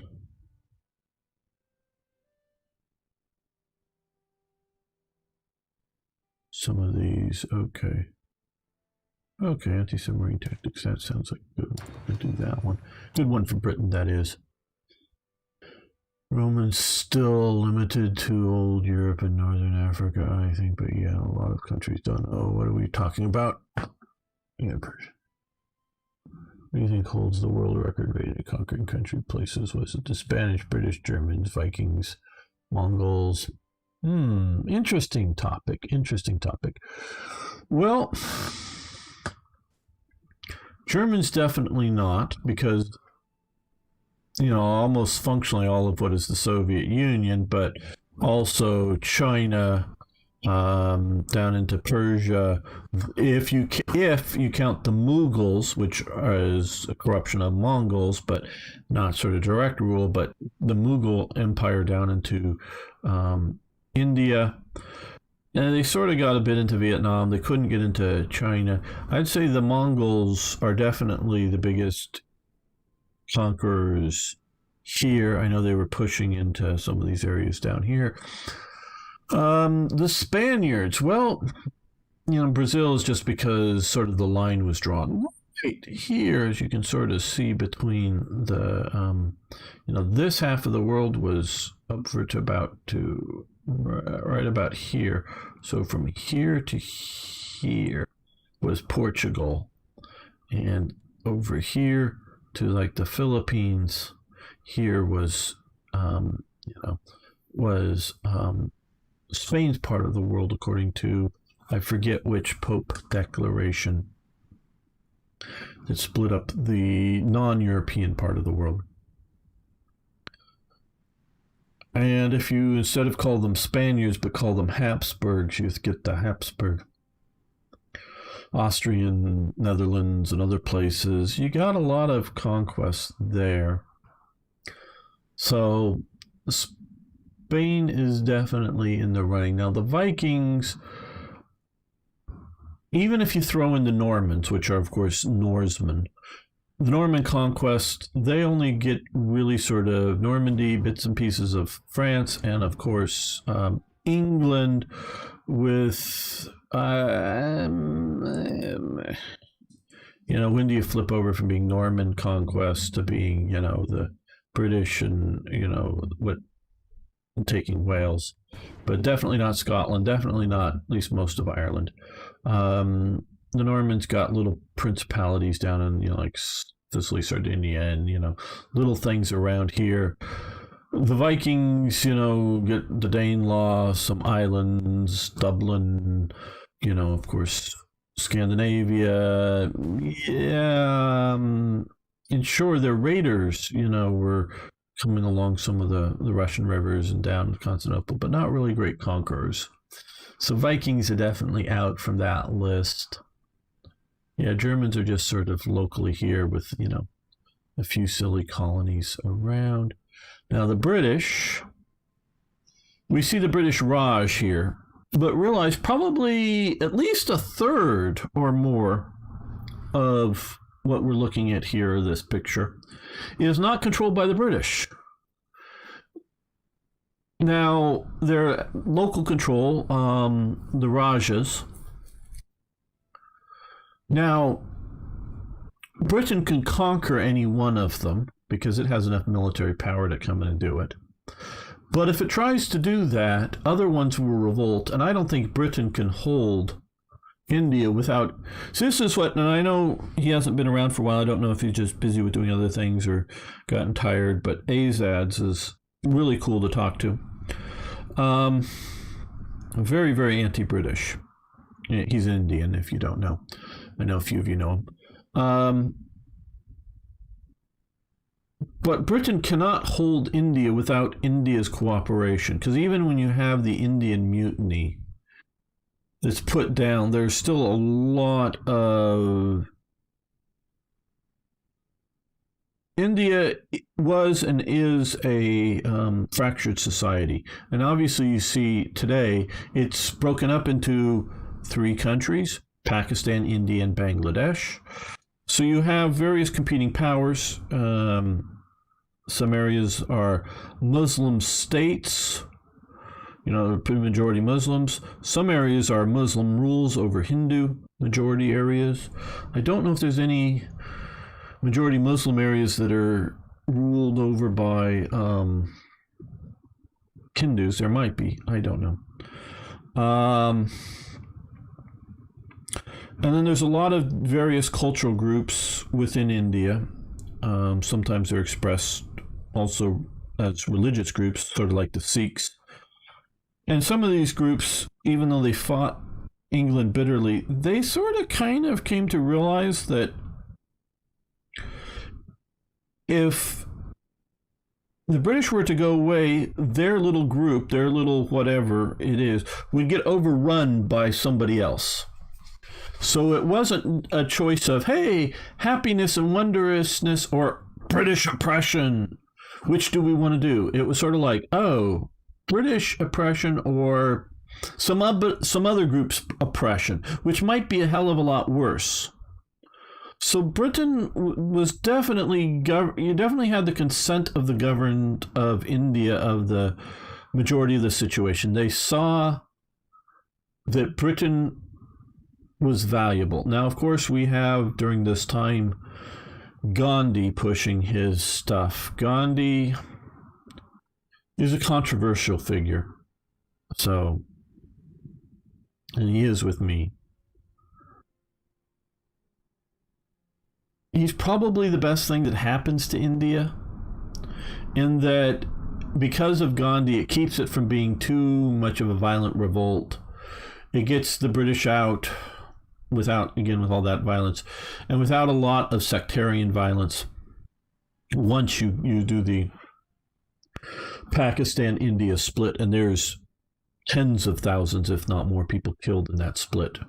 Just, yeah, there's, yeah, Torstelius, hello, yeah, thanks, Martek. That is the treaty I was talking about that divides the world between Spain and Portugal. You know, and we're talking just people massacred, not soldiers fighting for control of territory, which I put in two different categories of human slaughter. But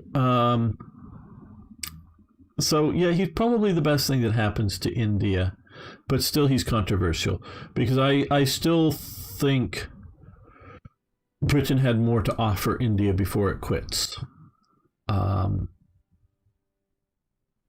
But you definitely, with the rise of the Soviet Union, and it's not just nationalism, it's more nationalism as well as other ideologies, but Soviet Union just wanting to weaken the West, is willing to give arms to people who want to weaken the West. After World War II, that's when Stalin starts really getting his anti-Western program going. So yeah, in a way, this has conquered, the British Raj. In a way, it's not, in the sense that, meaning that there's big chunks of areas in this that there's no British, any sort of governance. Now, if they there's British business going on, so that you may find British businessmen wandering around, and if they're being slaughtered in the streets or something, the British Army will show up. Yes. And if they sort of politically, by this time period, want to go fight either another rival Raja or go fight the British or go fight something militarily, the British Army will show up, but it's not all direct rule. You look at Canada for, territorial gain. One, it's not this big, just because of the map projection, going up towards the polar regions particularly. And of course, it's like 24 miles or something like that, 40 miles, I don't know, that 90% of or 80% of Canadians live within or next from the American border, so it covers a lot of this stuff down here. But now there's definitely a lot of land mass, especially South Africa, is British controlled, even though they sort of have somewhat internal rule, and Egypt here is basically British controlled. So Britain's a major player on that. Now, what ruling family ruled most of the world at any one time? That would be an interesting question. And I know the answer to it. Gandhi participated in the Boer War, if I remember that, occurred in South Africa. No, I think he's after the Boer War. That was around 1900. I don't think he's that old.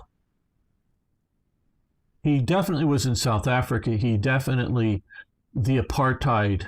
See, my understanding is Gandhi was a racist by modern day standards, but he objected to be treating as a second-class citizen or whatever compared to whites with the apartheid rules in South Africa at the time. Because, unlike British-run Africa, Rhodesia, wherever, there really wasn't an apartheid.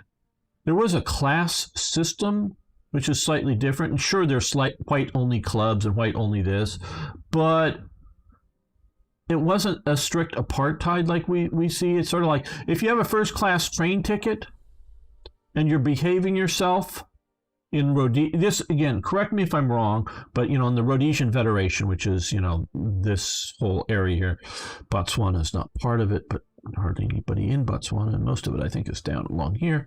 But all this, the Rhodesian Federation up and through here.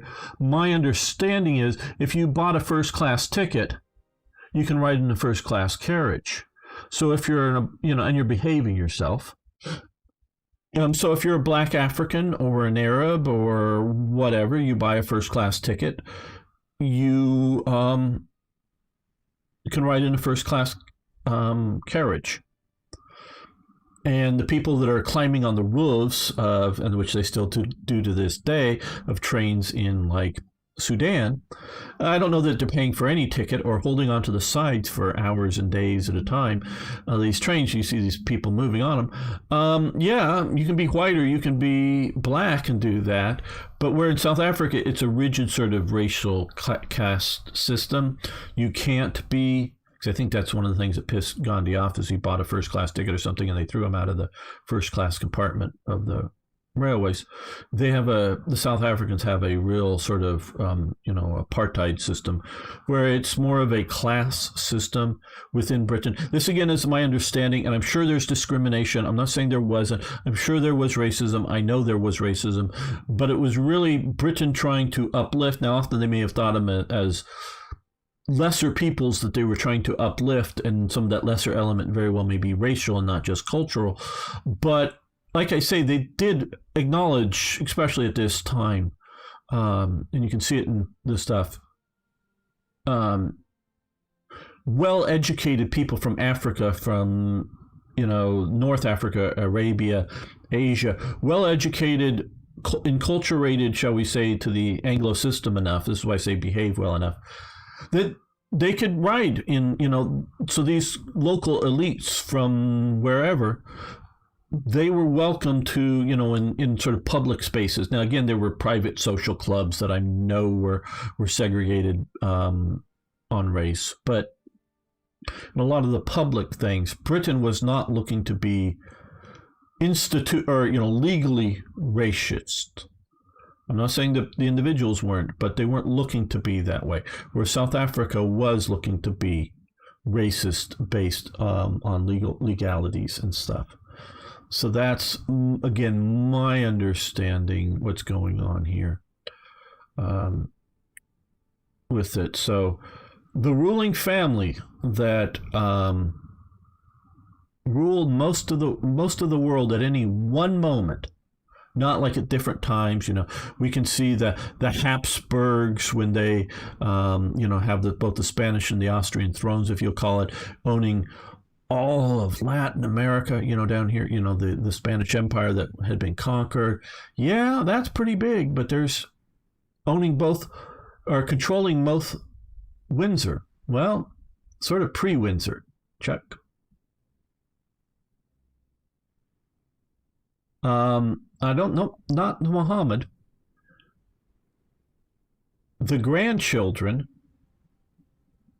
of Queen Victoria, Saxe-Coburg-Gotha, the grandchildren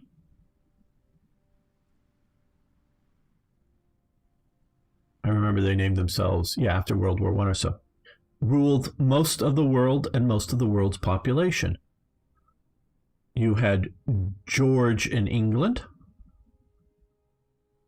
You had Wilhelm in Germany and the German Empire. And you had Nicky, the Nicky and Willie telegrams, Nicholas II in Moscow. So at the beginning of World War I, and so these are all grandchildren of the same grandmother. And you can look at George and Nicholas particularly. You see the family resemblance. They look almost like brothers. So these three cousins, and Wilhelm is also one of the three cousins. So the German Empire, holds Germany, okay. And, Tanganyika, Southwest Africa, Togoland and Cameroon over here. Oh, yeah, and, this little this little thing here and a few islands. Okay, so they control that. And then the Russian Empire, which, the Baltic states, Finland are controlled, Poland's controlled, and basically this sort of Soviet Union border out to here is controlled by the Russian Empire. And then, of course, the British Empire, which is still, at this, 1937, is still controlled by that. So, so you have India, Australia, New Zealand, Malaya and other colonies around, and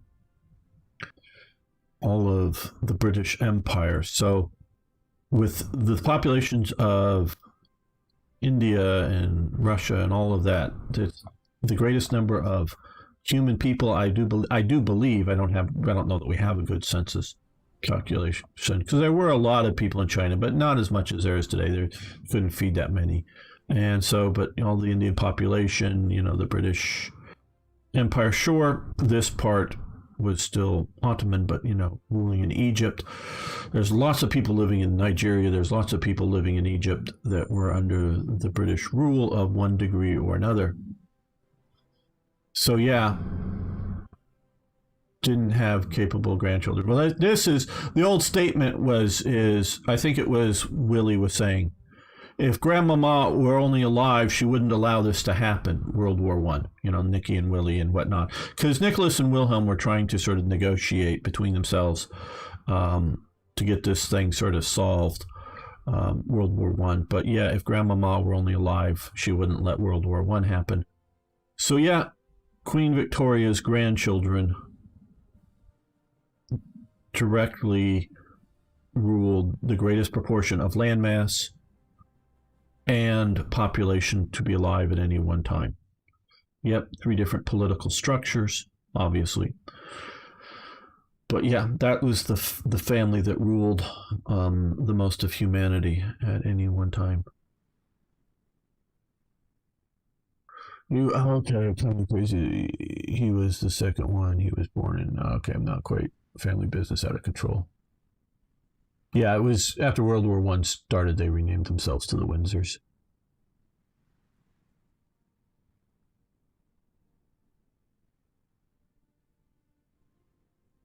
Okay, so he was in the second one. World War. Okay. Tundra sheep. I did not know that, as you can tell. So yeah, that's just an interesting fact, which shows you that personal rule can not always work out and can collapse.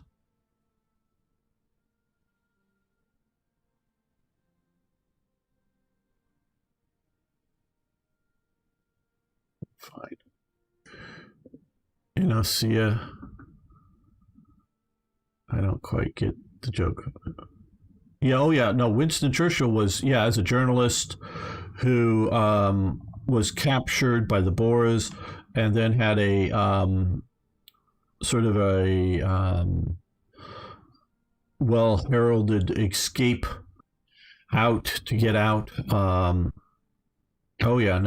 Churchill, he was around, and earlier he was involved in one of the wars along the British frontier edge, I think up over in here somewhere.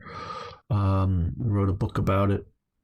Oh yeah, no, Churchill did a lot of things. Oh, for sure.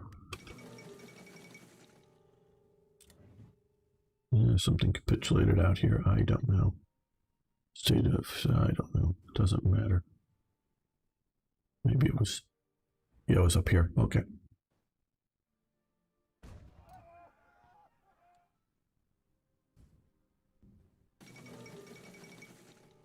Great Hong Kong Typhoon. They seem to like having those out there.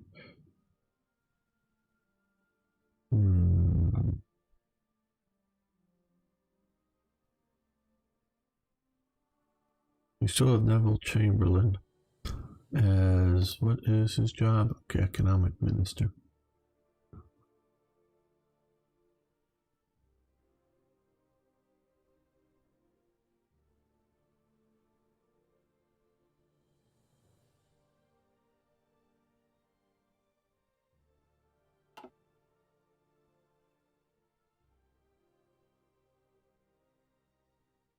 Well,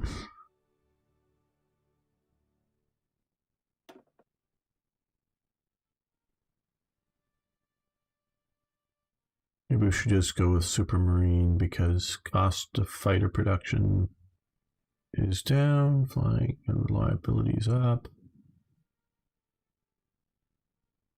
I don't know. Low support interceptors. Yeah, we'll go with Supermarine. Just sort of easy.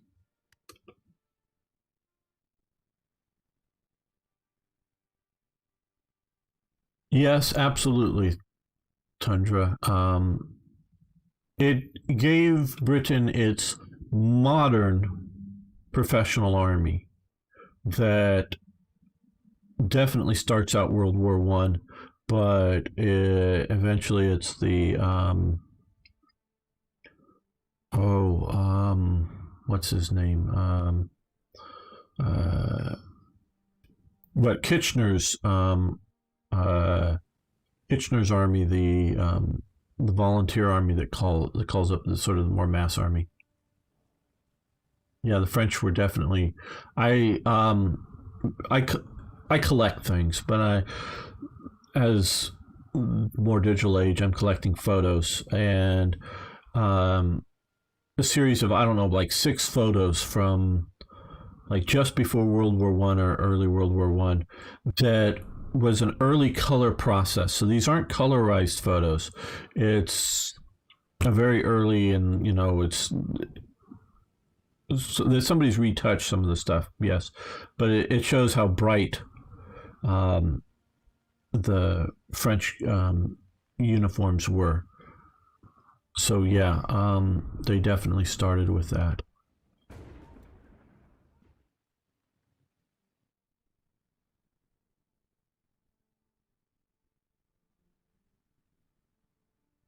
Now, of course, the war goes on, and they go to their sort of blue, powder blue, I think is their base color.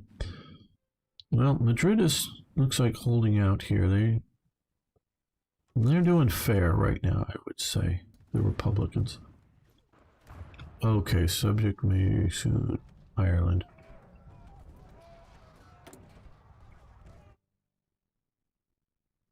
Oh well, I don't think there's much we can do about.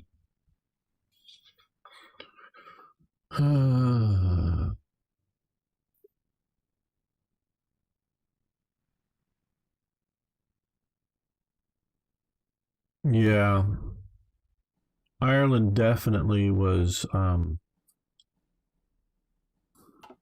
a level of dominion. Actually, Britain had access to a port, I believe, here in Cork. Maybe one other that they could use somewhere that naval access, to it. And they used it throughout World War II, um, and a few other Anglo-Irish trade agreements that might still sort of in the Hoi 4 tradition keep it as a dominion. But I'm not going to fight this. I'm not going to rely upon Ireland to be anything significant to me in the war.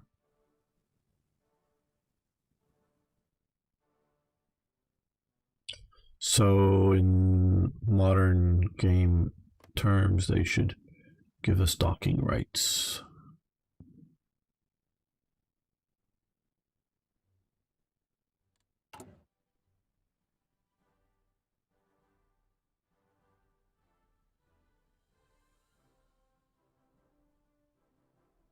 War scores up a little bit.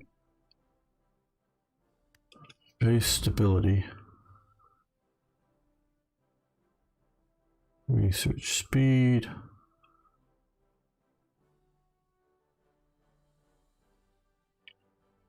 Well, stability's gone down a bit.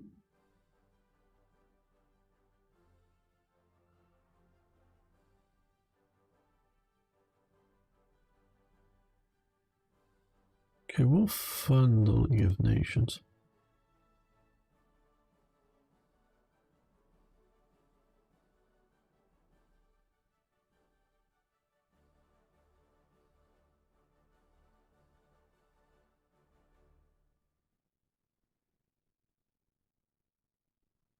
Anti-air.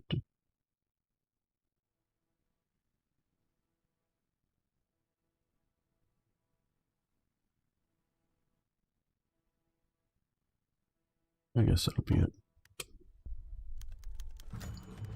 Commonwealth is diminished. Okay. A nation has increased its independence from us, right? That would be Ireland, I'm presuming. Okay. Well, we're no longer getting as good a look in there. Oh well. Yeah, we're low manpower.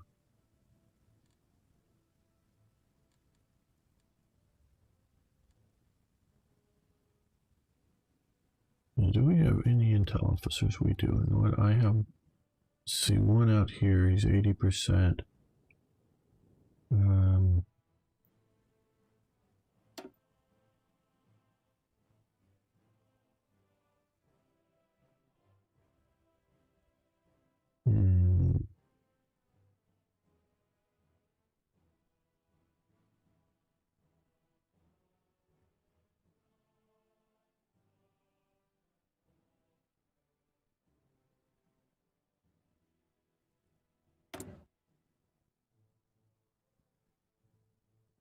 No, I think we need to recruit another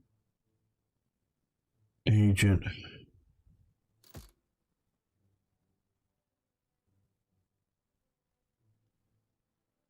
To do this right. We don't want to stop the network, I don't think.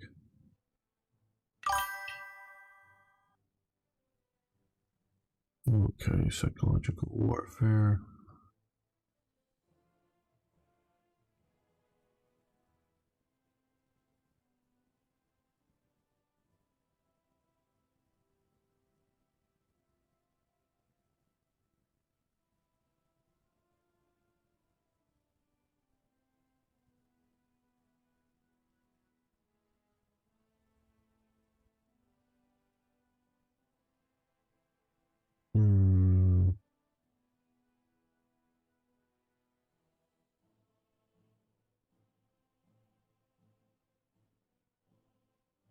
I need my... What gets me more agents? This... It's already done. Now these have different levels. We can't do that yet.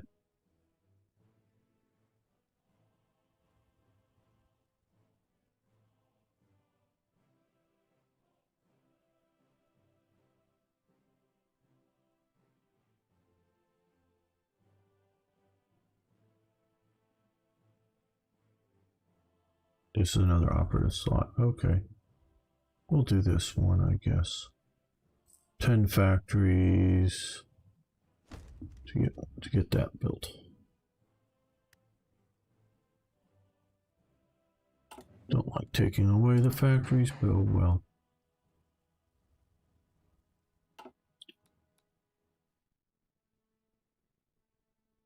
See if we can steal the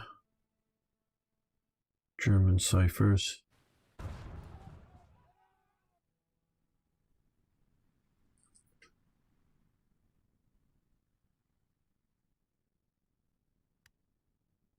Well, I'm trying to keep the episode short, but the live stream will keep going, so you don't have to go anywhere if you're live. But those watching later, thanks so much. You don't know how much I value all those, especially that make it all the way through the video. So see you next time for more Hearts of Iron. Okay, guys, we'll be making another episode here. How is the tank building going? We'll take a look at that in a moment. I just want to make a save here, just because I like lots and lots to save. In case I want to come back to something. Okay.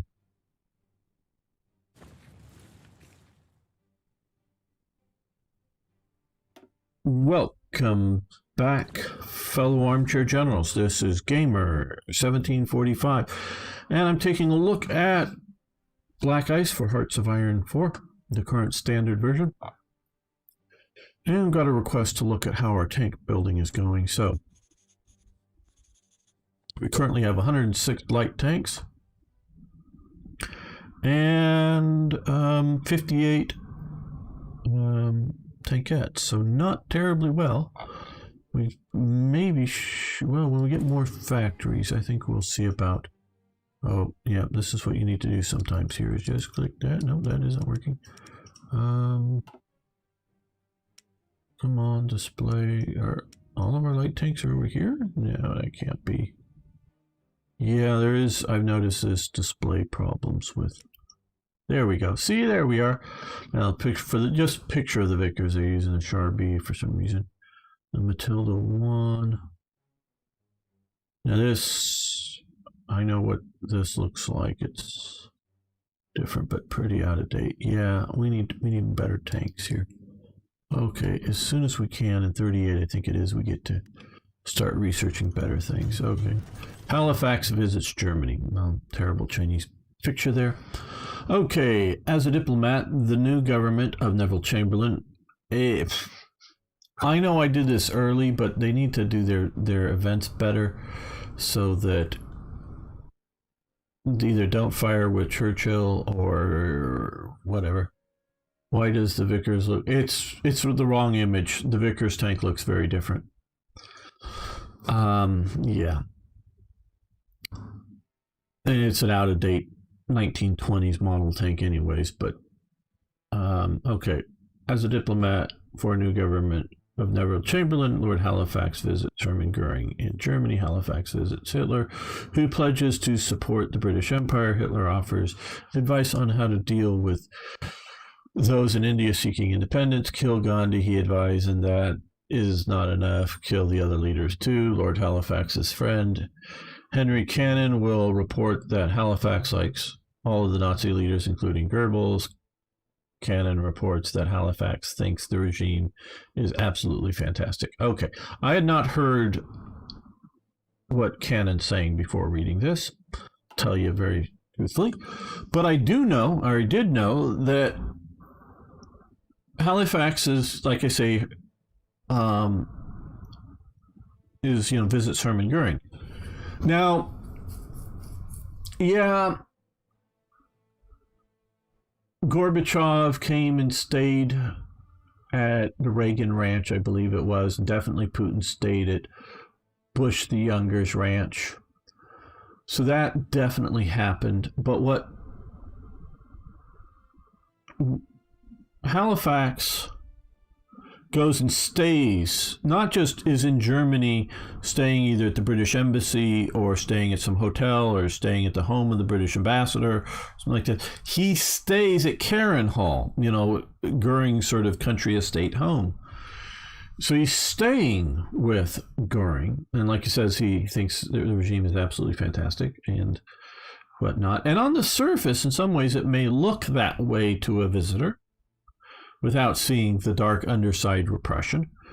I do realize that. Now, from a historical point of view, why this is important. There were 3 men in a room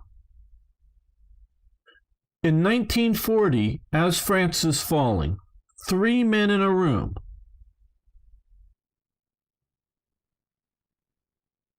France is falling. One of the men is Neville Chamberlain, the British Prime Minister.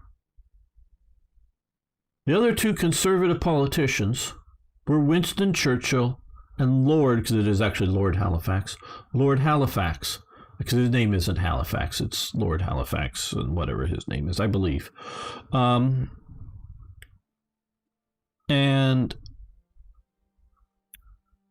they're in the room to discuss, because Neville Chamberlain realizes that he's lost the confidence of Parliament, probably the King, and most likely the people to govern Britain. And he sort of asks these 2 gentlemen advice. Which of you 2, should I go and name to the King as my replacement? My suggestion for replacement, to be approved presumably by Parliament and whatnot. And what do you think?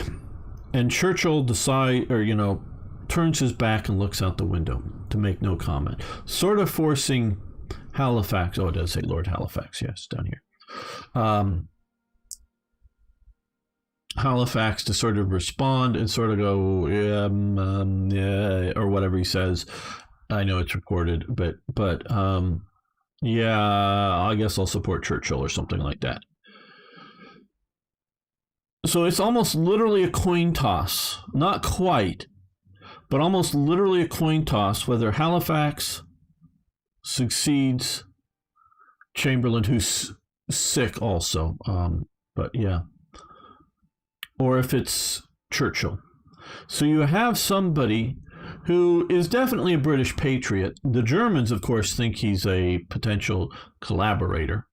I don't think he's that. I really don't think he's that at all. But I would definitely see as somebody who, once the fall of France is there, who would potentially, maybe even likely, negotiate a peace settlement. That is the importance of this, historically speaking. Oh, and proper shells to do the bringing UK. The future isn't such a bloody pain in the ass. Don't quite get that. OCB. So yeah, so this is the situation with what's going on. Okay, let's look at our logistics here.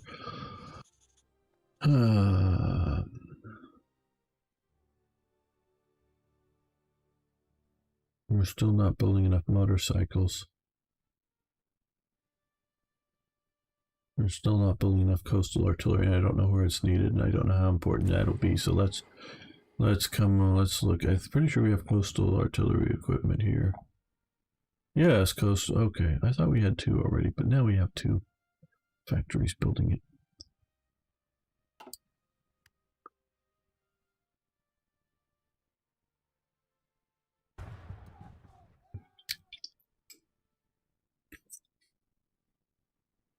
And when I often say warfare is a political act, and all these battle stats and all these tanks and who wins what battles, yeah, they're important, obviously. But political decisions like that as to who is governing a country do matter considerably.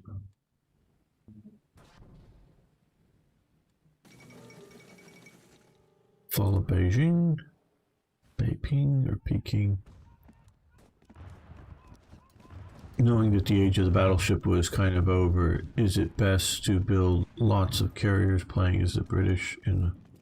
Not necessarily. I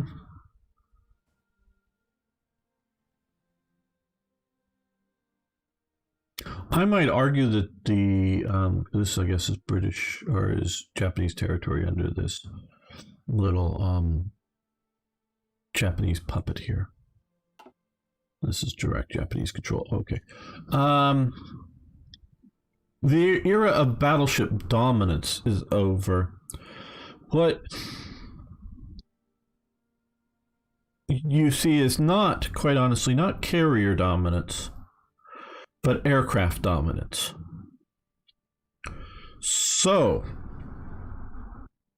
what does Italy need aircraft carriers for? Oh, it could use them. I mean, in a functional, useful sense, aircraft carriers can be useful. And one thing that aircraft carriers sort of force nations to do is have a naval air force. That's one of the reasons why Graf Zeppelin, I believe, is never completed. And I believe in the modern days, post-World War II sense, Italy only has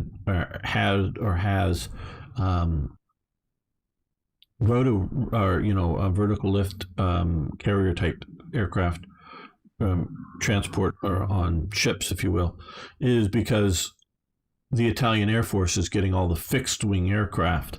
So what motivation does the Navy have to have a carrier if it's just going to be flying aircraft or Air Force aircraft off of it? And Goering, because Goering wasn't going to allow the Navy. See, the Royal Navy has its own Air Force. Japan, very much in his toy jet, talked about that there's both naval transport aircraft, transport aircraft, and army transport aircraft. Japan has 2 air forces, very much. and in very different ways, and they're using very different models of aircraft. Yes, Japan or the U.S.'s naval air force is huge, but that's just because things are so huge. And the Army Air Corps was still nominally under the Army, though more and more independent as time is going on. And eventually, I guess somebody said in 1947, it becomes independent branch in the U.S. So you see the problems with not having a naval air force. Now, of course, Germany in World War I did have a naval air force as well as an Army Air Force.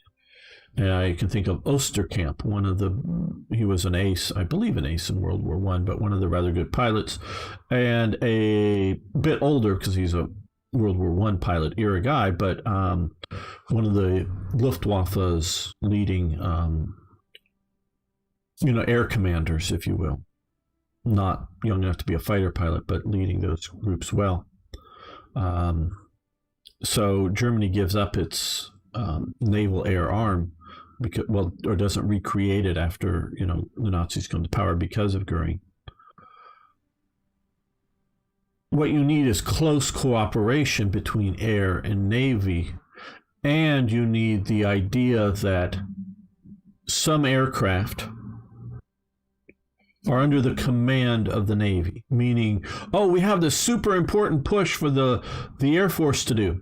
Okay, so these aircraft are under the control of the Navy. If the Navy wants to give them up to whatever the super important push, fine. If not, it goes, hey, we've got these things they're called boats, or as Lum calls them, or ships out at sea that are floating around. They need aircraft protection right now. We don't care how important your bombing raids on somewhere in the fighter escorts are, because if we don't have aircraft protecting these ships right now, they could get sunk.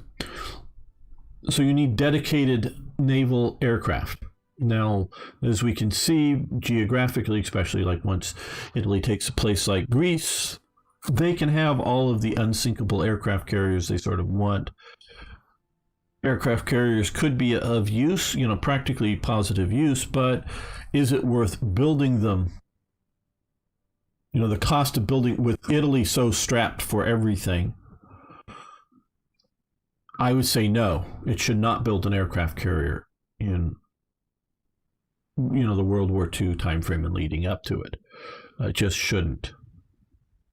At least not a big full one. I mean, if you want to convert a light cruiser or two to put on a fighter deck, and have a hangar below it that has 10 or 20 aircraft on board, okay, a little something might be useful and might be cost effective. But really, I would say no. Now, playing as Britain, you're playing as a global power, though British fleets were not designed to stay at sea very long. American fleets were designed even before World War II, definitely by World War I, to go to sea and stay at sea for a long time, because the Americans were always looking at the Pacific. And we're definitely acquiring places like Hawaii and Guam. Is this Guam here? Yes, Guam here. And of course the Philippines for basing, but still with those bases, yes, but it's still a long ways. Where Britain has a global fleet, but is very much looking at protecting its trade. And yes, its trade does extend into the Pacific, but is always looking at having bases nearby, whether it's Hong Kong or Shanghai or Lyon, up until this time, bases out here, bases through India, bases all over Africa, bases out on little islands, bases out in the Caribbean, bases, up here. They got bases in Malta, bases in Gibraltar, bases in Egypt, bases in Cyprus. So their fleets are not designed to be sustainable and function a long time. They really have to work. In 1945, when Britain sort of insists upon it, Nimitz, who's running the naval operations in the Pacific for the Americans,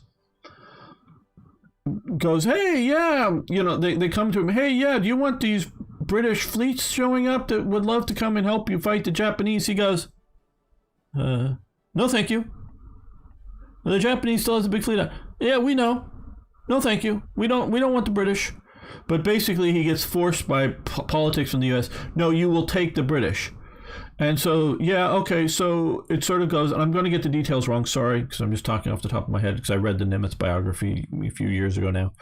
Um, yeah, the British are looking like, yeah, we're going to come and help you and support you, and the Americans are going, yeah, we go out for like 90 to like, I don't know, 180 days out at sea, our whole fleet all at once out there. And the British are going, huh? What? Well, we need to go back into port about every, I don't know, 15 or 20 days. We can only be out at sea for, like at 15 or 20 days. And the Americans are going, what, UCU?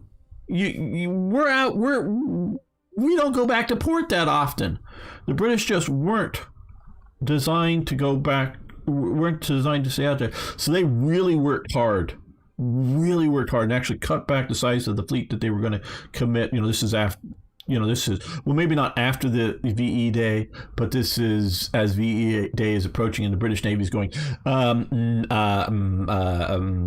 we have all the Mediterranean coast functionally under our control. I mean, there may be still parts of Yugoslavia, and there's still British Navy playing around the Netherlands and the North Sea and whatnot here, but there's really not much for the British Navy to do anymore, so they want to do something for the war, so that's why they wanted to come out and fight in the Pacific and whatnot. And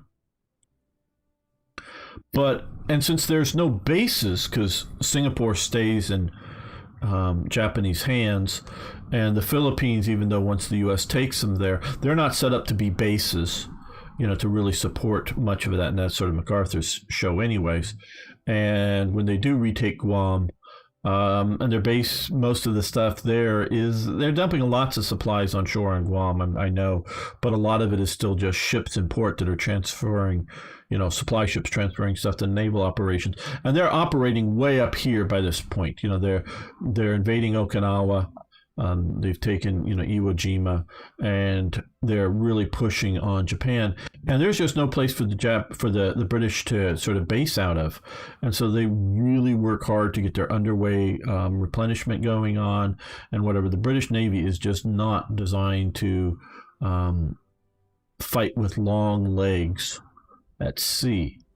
I mean, they can load up their ship with coal or oil or whatever and steam for a long ways and get somewhere, but that's different than operating, sailing back and forth around and feeding sailors for a long time, resupplying ammunition, dealing with maintenance issues at sea. They're just not trained to do that, and the Americans are, because they had needed to for the Pacific, as well as when they're like supporting out the Allies in World War I here. They were obviously working in ports, but they were still sort of long-legged and better trained for that viewpoint than the British were. So, when you're doing that, you need carriers for your aircraft. But if you're just running aircraft around here, in these type of areas and around the Mediterranean, you don't need carriers, you just need aircraft.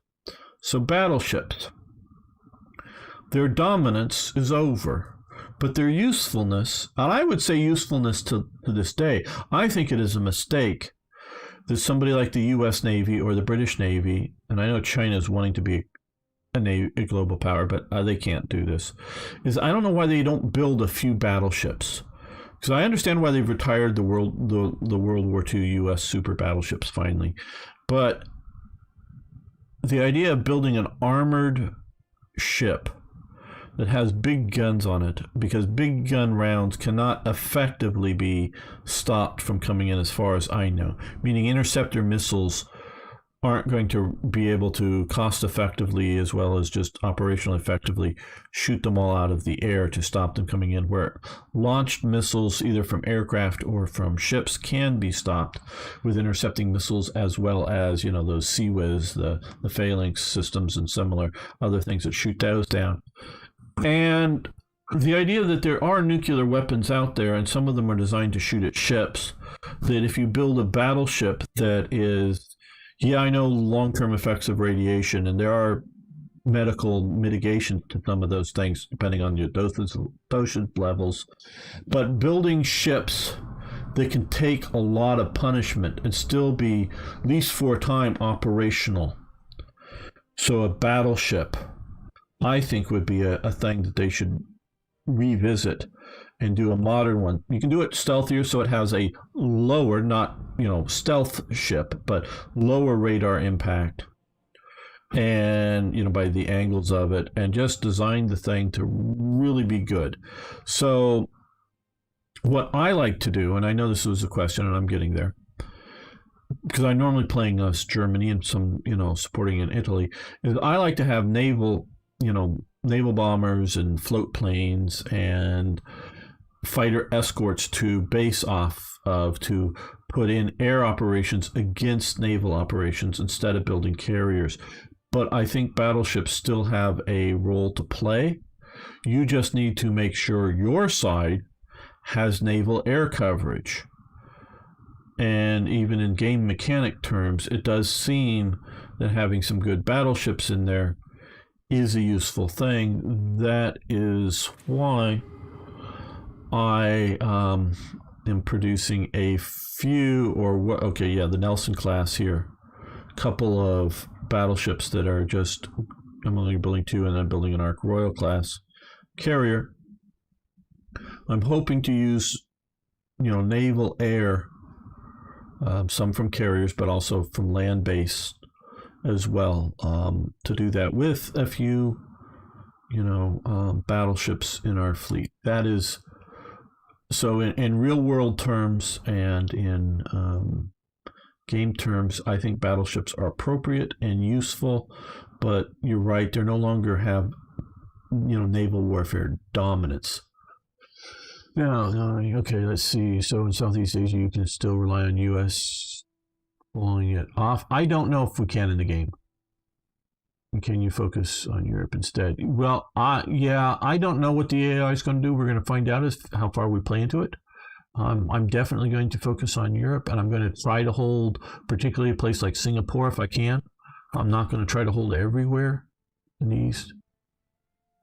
That's why they created integrated command. Yeah, but you see, integrated commands, the difference between a naval air arm and integrated commands is the commander of your integrated commands may decide that the air is more important somewhere else and gets pulled off of the naval use.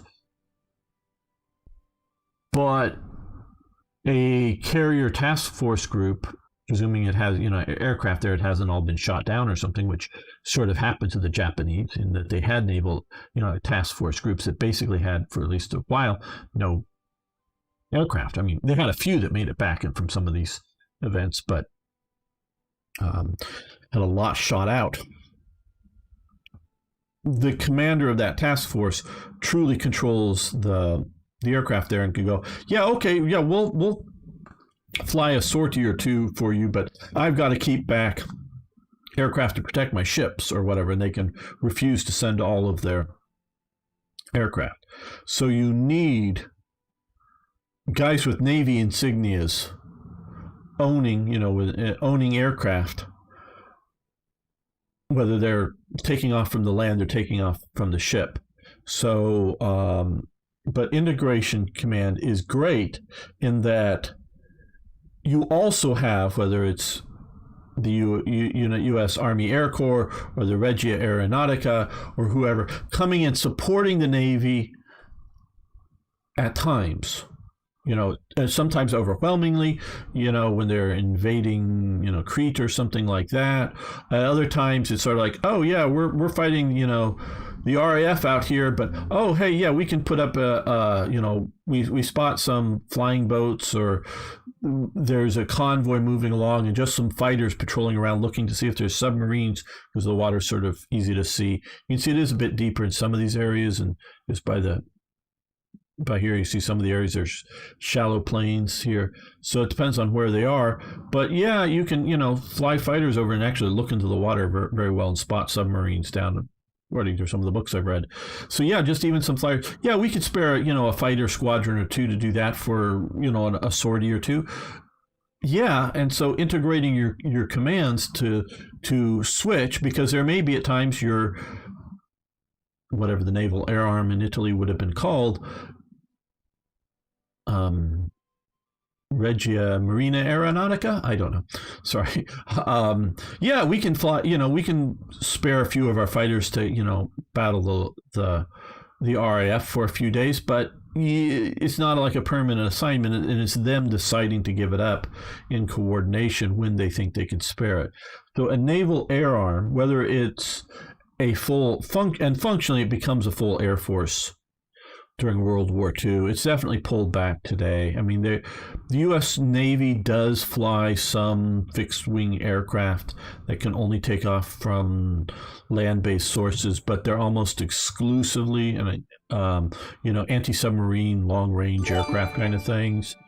But mostly it's, the big air transport arm, for supply is Air Force. Yeah, the Navy has some, but it's the Air Force. So they're not really running dual air forces. I wouldn't consider that. Now, of course, the U.S. Navy, the naval air arm today is bigger than many nations' air forces. But then again, we are talking about 15 states put together here. So, but Japan is really running, dual air forces at the same time between the Navy and the Army. And so it's that kind of thing. So coordination is very useful, but you also need to use modern computer methods, cooperation between military branches. Yeah, again, it's who commands is important. Range battleships, guns is low, exposing it to rather high degree. Hello, Schwarzenegger. Sorry, I'm butchering that. Yes, battleships, and if we're talking modern use, battleships. I remember the U.S. battleships off of Beirut very well dominating the situation. Basically, after a while, with some militias wanting to fire at the U.S. Marine compound there, deciding not to fire anymore at them because they kept getting bombarded by battleships, and it's the modern battleship can fire into the littoral zone, which is 24 miles in from the coast, and the majority of humanity or whatever lives in the littorals, lives coastally. Yeah, I know there's lots of people inland in China and India, and I was pointing at the wrong opposite ones when I was saying it, but still, most of them are sort of littoral. So that's what the coastal region is sort of called, 24 miles in. And they're they're, at least to the best of my knowledge, they're you can't stop a 16-inch shell from coming in. And even if you can, intercept a few of them that somehow would divert their path coming in with a missile, yeah, a barrage of 9 of them all at once, yeah, I think they're getting through. So, and then of course you can mount on them and, missiles, Tomahawk and other type missiles on them. The upgraded World War II battleships, the New Jersey and whatnot, they did have Tomahawk missiles, and for a while they were nukes. I don't know if they were always nukes stored on board them. So that they're nuclear cruise missile armed battleships. So you could do that again. Yeah, that could be very useful. And the U.S. can afford them. I don't know if China could afford them, but the U.S. could afford. And all I'm thinking is 4 to 6. Just sort of in that range. Shadow scheme time, very good. Okay, industrial effort, that's where I want to go instinctively, but let's look around. That unlocks spawn command, coastal command. A lot of really good things.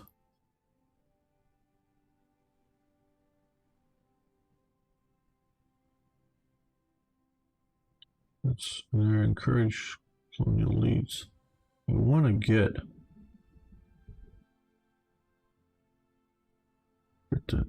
diplomatic relations, develop Canada. Really want to do that. Coerce Spain, fortify the raw Mediterranean basin.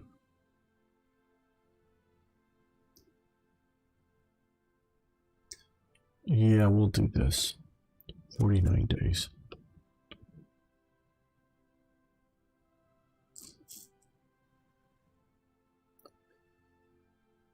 And I also think a lot of the anti-shipping missiles out there are not really designed, because you look at like the Harpoon missiles, really designed to punch heavy armor that you would find in a battleship. They're designed to punch fairly light to no armor, just metal holes that stop a bullet. But and so I think if things short of a nuke being fired at them, I think a lot of the missiles would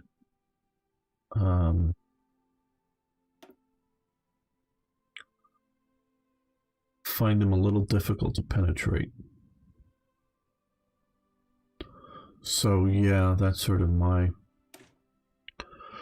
opinion on them. I'm still an advocate for a superpower like the US, which is the only current superpower. There's other great powers, but the only superpower should have some battleships.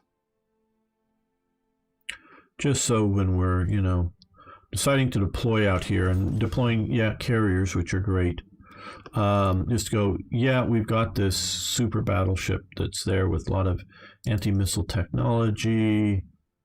We need another anti-submarine destroyer. There we go. Put those in serial production.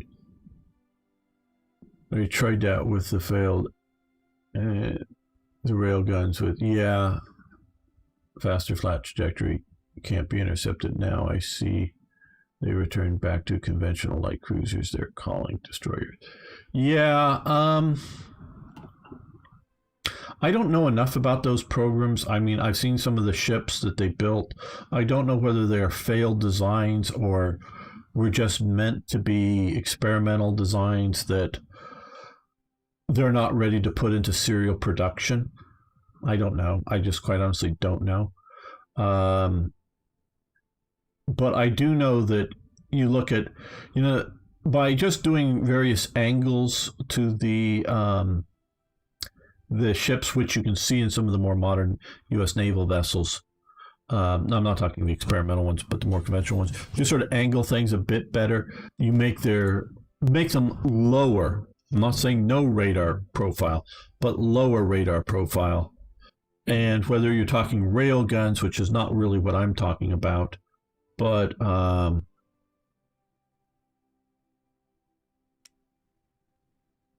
talking about just more advanced sea whizzes and those type of things mounted on them, as well as, I know it's like the Sea Wolf missile that the British have, or similar sorts of anti-missile missiles launched and mounted in the holes, vertical launch tubes for incoming ballistic missile coverage. That, as well as part of dispersing some of that around to destroyers, whether you want to call them destroyers or cruisers or whatever, depending on you call them based on their tonnage, or you call it based on their roles or whatever. But having a dispersed air defense network is good, but also having a few heavy concentration elements that are armored can also be good as part of the network to really try to stop incoming threats, both what we call aircraft, whether they're manned or unmanned, or as well as, I guess, aircraft are things that launch other things now, because they may be manned aircraft or unmanned aircraft, compared to a missile coming in, which is obviously impacting in the target as opposed to launching other things. So dealing with aircraft coming in of one sort or another. Okay, well, still showing.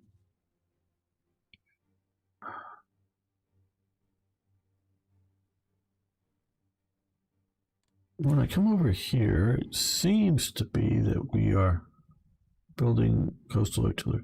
Well, is there like a coastal artillery gun that's different? Because I get the equipment here. I don't think so. So maybe we're just slowly grinding down and I'm not noticing that. Okay.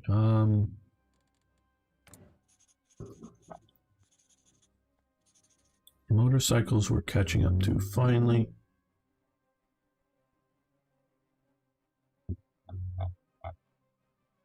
And I know how important aircraft is going to be. So where are our Hawker Hurricane? Let's do 2 more factories of those. One obviously coming online now.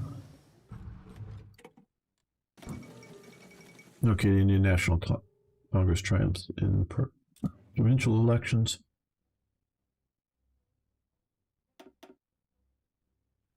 Okay, so we got that done, I believe, there. So we can do army effects.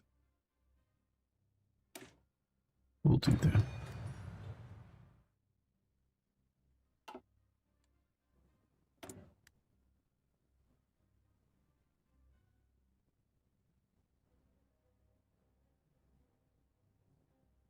I know as we get closer to time,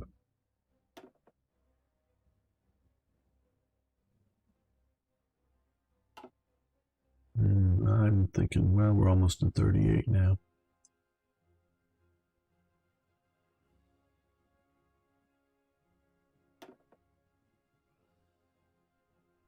Right fighter, fast bomber, twin engine, naval bombers. 3 bombers are probably not going to do. Hadley Page, medium and heavy naval bombers. Fort Brothers, I guess they're flying boat to Sutherland, yeah.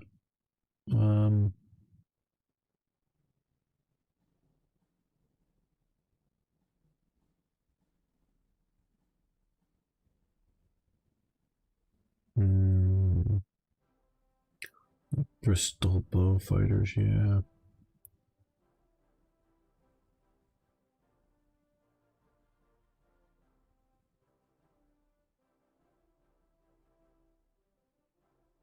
Heavy naval bomber. Flying boat, naval bomber. I think that's probably going to be the one.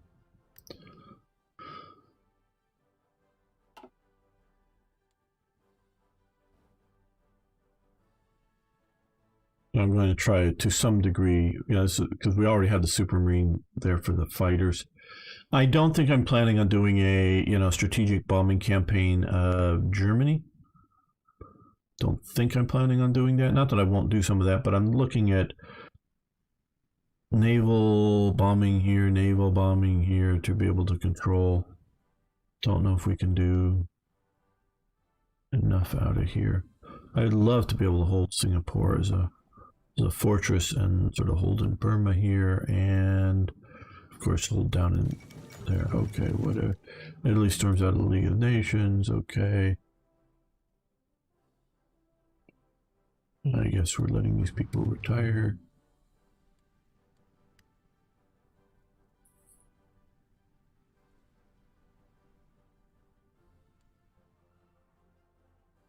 Well, so far, I don't know if it's because of our help, but the Spanish Republicans are still holding on here. So they're nationalists on the outskirts of Madrid.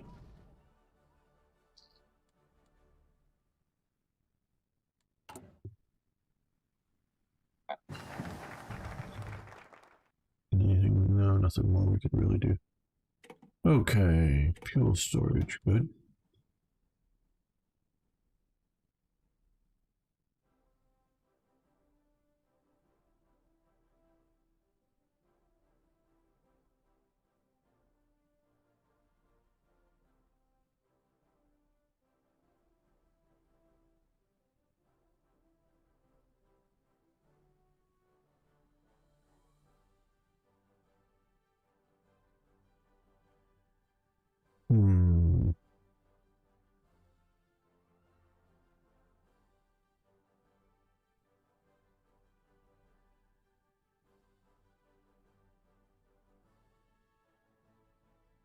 Hold Hong Kong.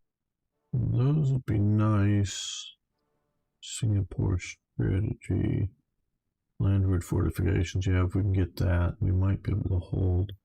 But we have presumably until late 41, presumably, to get some of that done. So we're going to push down it, but not fast.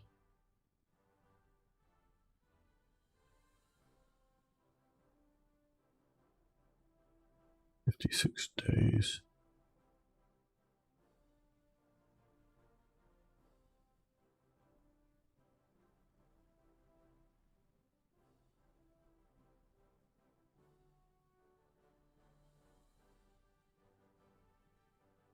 That looks so tempting. So I'm also looking at mining cruiser.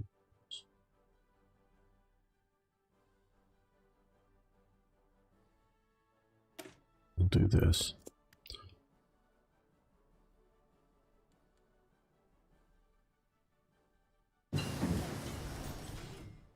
Okay, that should give us another, well, 58 days, another.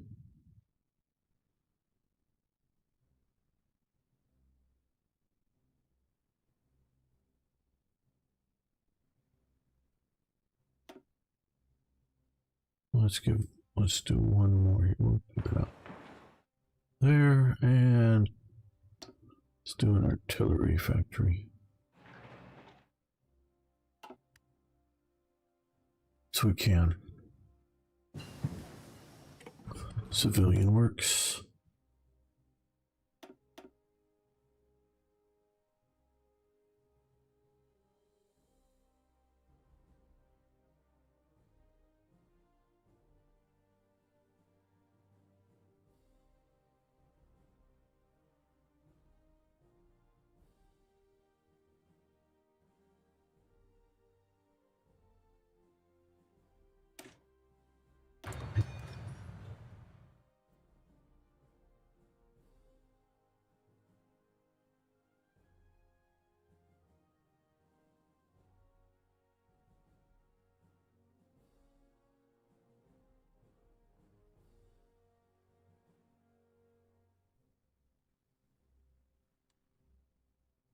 Well, our war support is up considerably.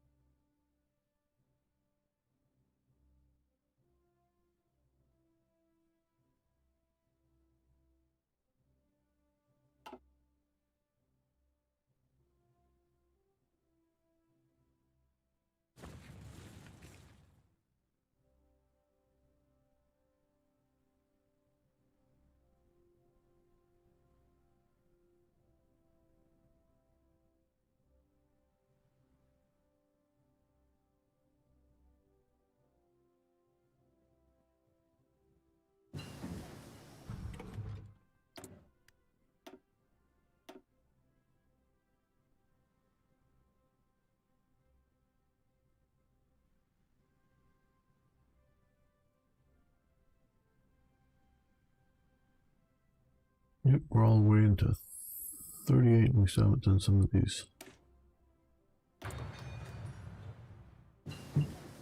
Okay. Okay, we're in 38. We can do the Supermarine.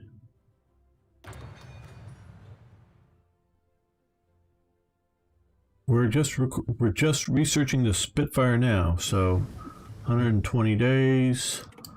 We can see about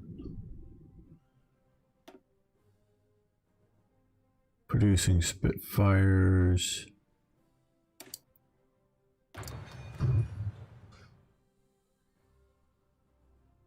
Yes, timing very good there. We'll put them in production. I don't know if we'll start a new production line, or I think I would rather keep the Hawker Hurricanes also in production just because they're there and working well. And okay, now we can come to the Cruiser Mark 1 A9 and start researching that, and then start also producing proper tanks.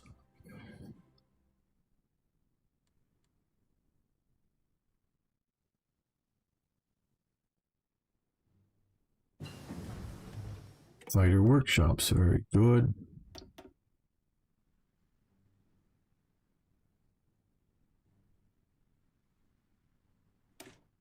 Yeah, we could reduce super factories needed.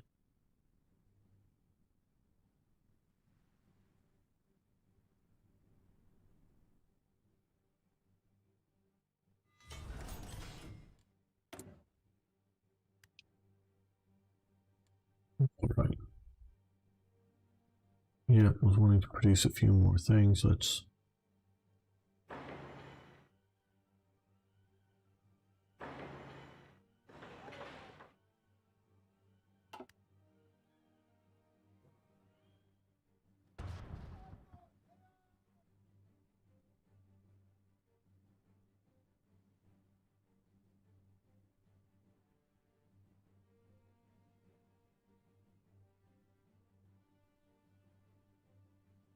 Just to let you guys know, if you haven't already, you can follow me on Twitch, and of course hit the subscribe button on YouTube if any of you guys are new here. Friday, I will be streaming Panzer Corps for Slytherin, and later in the day, about 12:30 Pacific time, we'll be playing multiplayer Germany, as well as other nations, Black Ice, Hearts of Iron 4. And yeah, that's the live stuff. And then, of course, next Sunday Saturday we'll be continuing this. So, well, on Sunday tomorrow we'll be playing War Thunder. Love it if you guys want to show up and watch. You can even show up and play with us. At least I don't want to. I'll definitely kick some of I'll kick Arno for a mission or two if somebody new wants to show up and play.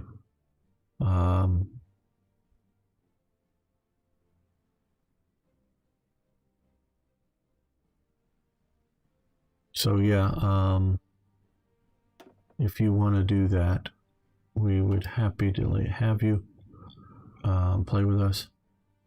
That's rude, I know, but we'll kick you for a mission or two and let somebody else play with us. I don't know. Let's ship designer Yarrow. We already have Vickers and Armstrong.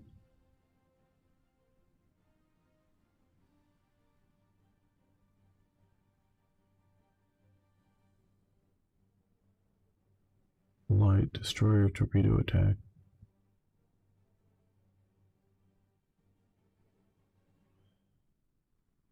Am I overlooking at max range depth charges? Like that. Well, we can't do that yet. Okay, January. I don't know. Then maybe we'll wait on it. Well, I think we're going to end this episode here. I want to thank you all so much for getting this far into it.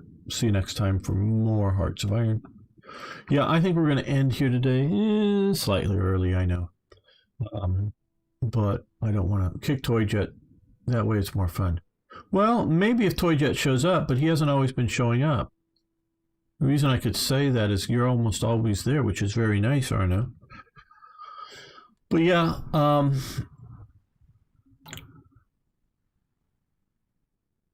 we got to do it. So yeah, we'll be continuing. I'll be doing War Thunder tomorrow, and like I said, you're all invited to show up to play, whatnot. And yeah, I'll kick Toyjet if he shows up. If somebody new wants to show up and play, we'll do that. Oh, and of course, hey, if we get enough people, which is minimum 6, but I really like 8 or more people, I'll set up really cool custom battles that'll be somewhat historical instead of just the random battle stuff. It would be, things like Panzer IVs versus T-34s of, the early model types and other cool stuff. I can come up with really great battle, somewhat, not like super realistic, but somewhat realistic matchups, better than just simply random playing. So yeah, if we could get larger crews playing this stuff, I could do some really cool matches. So if you guys want to show up for that someday, that would be cool as well. Okay, thanks everyone again.